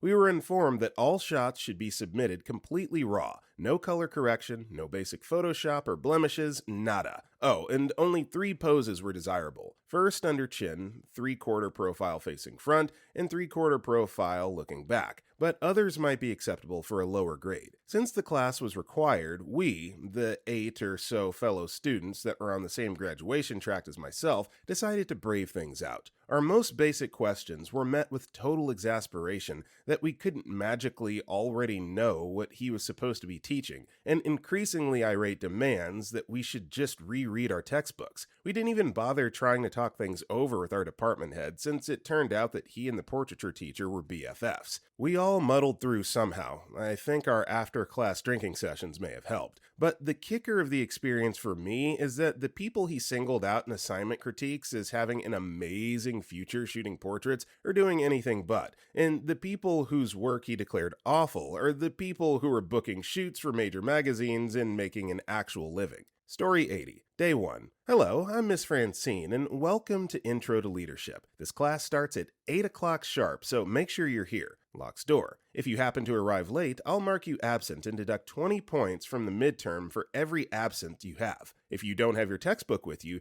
you must leave my class and come back when you have one. If you're not back in 40 minutes, you'll be marked absent. Unlocks door. And all she says is, go. My university has a rule where if you're absent from the first day of class, you're dropped from the class and you'll have to take it next semester. Most run to the store across campus and pay $200 for a book. 5 people didn't make it back in time. One had the book in hand, but she wouldn't let him in because she locked the door. My roommate helped me out by telling the professor we bought the book together. She let it slide. Day 2. A cargo train derails on the main road outside campus, causing delays over an hour. Almost all classes are canceled and buses are behind schedule. I get an email, something along the lines of, "Sorry students, I'm going to be late. We still have class. Previous rules on tardiness apply." I live on campus and arrived to class at 8 o'clock. She arrived at 9:30 and class ends at 10 o'clock. Most of the class didn't show because they were stuck in traffic. Hello students, today we're learning about accountability. I'm accountable for my tardiness. I should have planned ahead and class would have started on time. My apologies. I can't believe 10 out of the 50 students showed up. Locks door again. Well, I'm taking 20 points off of the other students' midterms. They should have planned ahead. Mind you, the derailment happened at 7:30 a.m. It was impossible to plan ahead. At 10:30, in the middle of her lesson plan, she then asked if we all had classes after this. I lied and said yes because I knew she was going to take us beyond 10:30 if I didn't. Luckily, she let us go at 10:30 and sent us the PowerPoint to our email. I was on the fence about dropping the class because I had put in $20 towards the textbook. I used Chegg, never the campus bookstore. An hour after class, my roommate called me and told me he pulled some strings and got us into Intro to Psych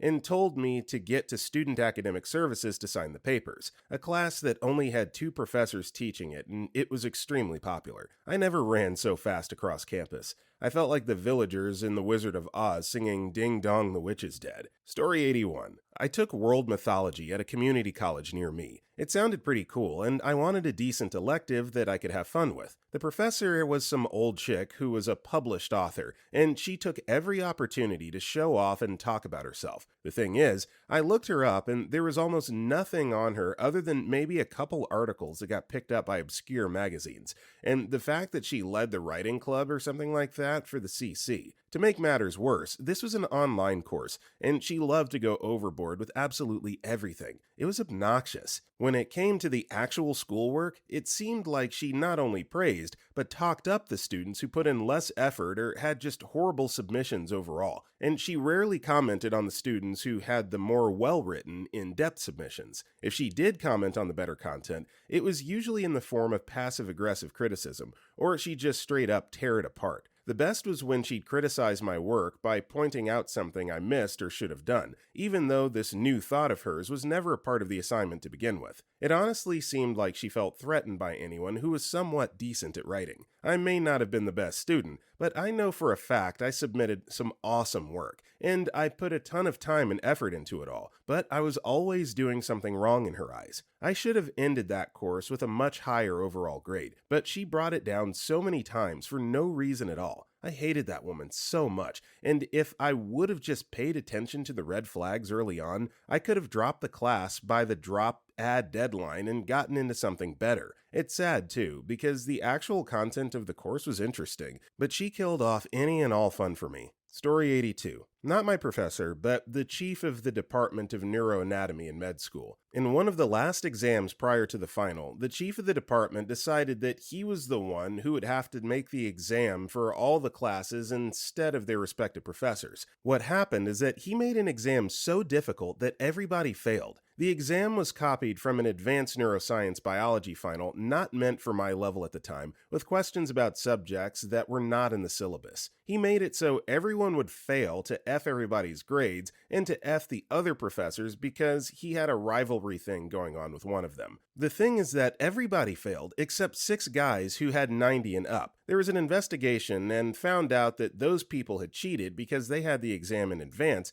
because they hacked the department computers, or maybe somebody in the department gave it to them. The thing is that the exam had to be annulled and then replaced with the exams made by the actual professors to their respective students. The whole thing in the end made him cost the position of chief of the department because he was not allowed to make questions about subjects outside the syllabus. My professor was very strict and difficult, but at the same time fair, but the chief was just an a-hole. Story 83. I experienced the worst professor I've ever had this semester. He seemed really cool at first, but everyone in the class soon realized he was a huge piece of crap. The first red flag was that he couldn't finish a single sentence without saying, One time, a friend and I tallied up all the times he said, in one 50-minute lecture. It was 413 times. Practically everyone failed the first test. Our overall average was a 47. He showed up 15 minutes late because he forgot to print the tests, then put every copy of the test up at the front of the room and told everyone to come and get them. There were 150 plus people in that class, so we all stood in line to start our test for another 10 minutes. Now we only have 25 minutes to take a 50-question test. But don't worry, he says. Just go to number 33 instead of all the way to 50, but there were 4 different versions of the test. So some people got the question, who wrote the Great Big Universe song, Animaniacs, while other people got incredibly hard questions that we never talked about in class and weren't on the review. Even though the review really didn't matter anyway, he posted it at 4 p.m. Thursday afternoon when our test was at 10 a.m. Friday morning. He never answered a single email anyone sent him. In the end, I found out I couldn't drop the class because I'd lose several scholarships if I didn't take 15 hours. TLDR, if a teacher shows up late to your first test, can't conduct a lecture to save his life, and never responds to your emails, drop that female dog. Story 84. A good way to test the competency of a college professor is to ask a question out of the book not included in any assignment. It'll take a little work on your end. You should ensure you're well invested in the question you're asking, i.e. try to work on it yourself. The quality of the answer will tell you everything you need to know. I've seen several scenarios. 1. Professor works the problem with the class at the time the question is posed. This can end with a complete analysis and verbally expressed thought-out-loud process. Or it can end terrible, where the professor takes the entire class attempting to solve a problem with no solution or numerous blatant errors. Can also be solved with no insight to how it was accomplished. Genius mind, poor teaching skills. 2. Professor tells you to see him during office hours. You should. No way to know without doing so. Not uncommon if the class material schedule is tight and they can't not move forward. 3. Professor advises he or she requires reference materials and will address in the next class. Don't let them forget you asked. They can sometimes conveniently forget. Story 85. Shopped a class on Eastern religions and philosophy. The first week, we talked about several concepts of Buddhism. It was super easy for me because I'm Buddhist, but much of what was coming later in the syllabus was of interest to me. That week, we had a short quiz, and every single question was a comparative one asking us to distinguish between Buddhist ideas and Judeo-Christian ones. Like, even though I knew everything and had done all the reading and came to every class, there was no way I could answer a single question without knowing what the Christian teachings were. The prof had written the quiz specifically for people with a background in Christianity, and I realized the whole course would be that way. I even wrote how ridiculous that was at the bottom of the quiz. The prof actually emailed me and told me he gave me an A and asked me to come to his office hours to discuss my quiz, and stressed that he would love to have me in his class. I talk a lot in class. I didn't go. Then his class was canceled because so many people had dropped, and you need at least 6 people to have a class at our school. Story 86. No teacher gives feedback/grade every project in this course, said my teacher after I didn't understand why I got a low grade and couldn't see by myself what I'd messed up in my past projects throughout the semester. Texted my friend about it, told me that her teacher in the same course always gave feedback, and my teacher in the higher level of the course did too. Even if it was true for some effed up reason, it's still effed up. How am I supposed to learn from my mistakes if I don't know what they were? She did go through 2 projects with me, and even then I couldn't understand her, and even then I had like 2 weeks on me to try to fix the questionable problems. Nothing changed. Also, teachers who have discussions or debates is one of their, and as most important, projects, but the obligatory category is something really boring and daily. Once we had love as a category. All other projects are neither obliged to be written with fantasy or any kind of originality, but they still try to teach you how to write in an interesting way, and failing. And, I have to say this, having you writing an interesting and scary story under an hour, and the grading will have to do with your grammar and use of adverbs. No pressure. We're not trying to become news journalists, and this course is mandatory. Make languages and writing/speaking fun and creative, without the student having to be the next Shakespeare, Luther King, or Dickens to get an A. Or maybe I'm just pissed off after always having good grades in this course, only to fall down to a D and feeling like my writing sucks after building my tiny self-esteem up from thinking it was better than average. TLDR, don't give feedback, teachers, boring discussion/debates, teachers, me having self-esteem issues about only being the first 4 letters of Dickens' writing.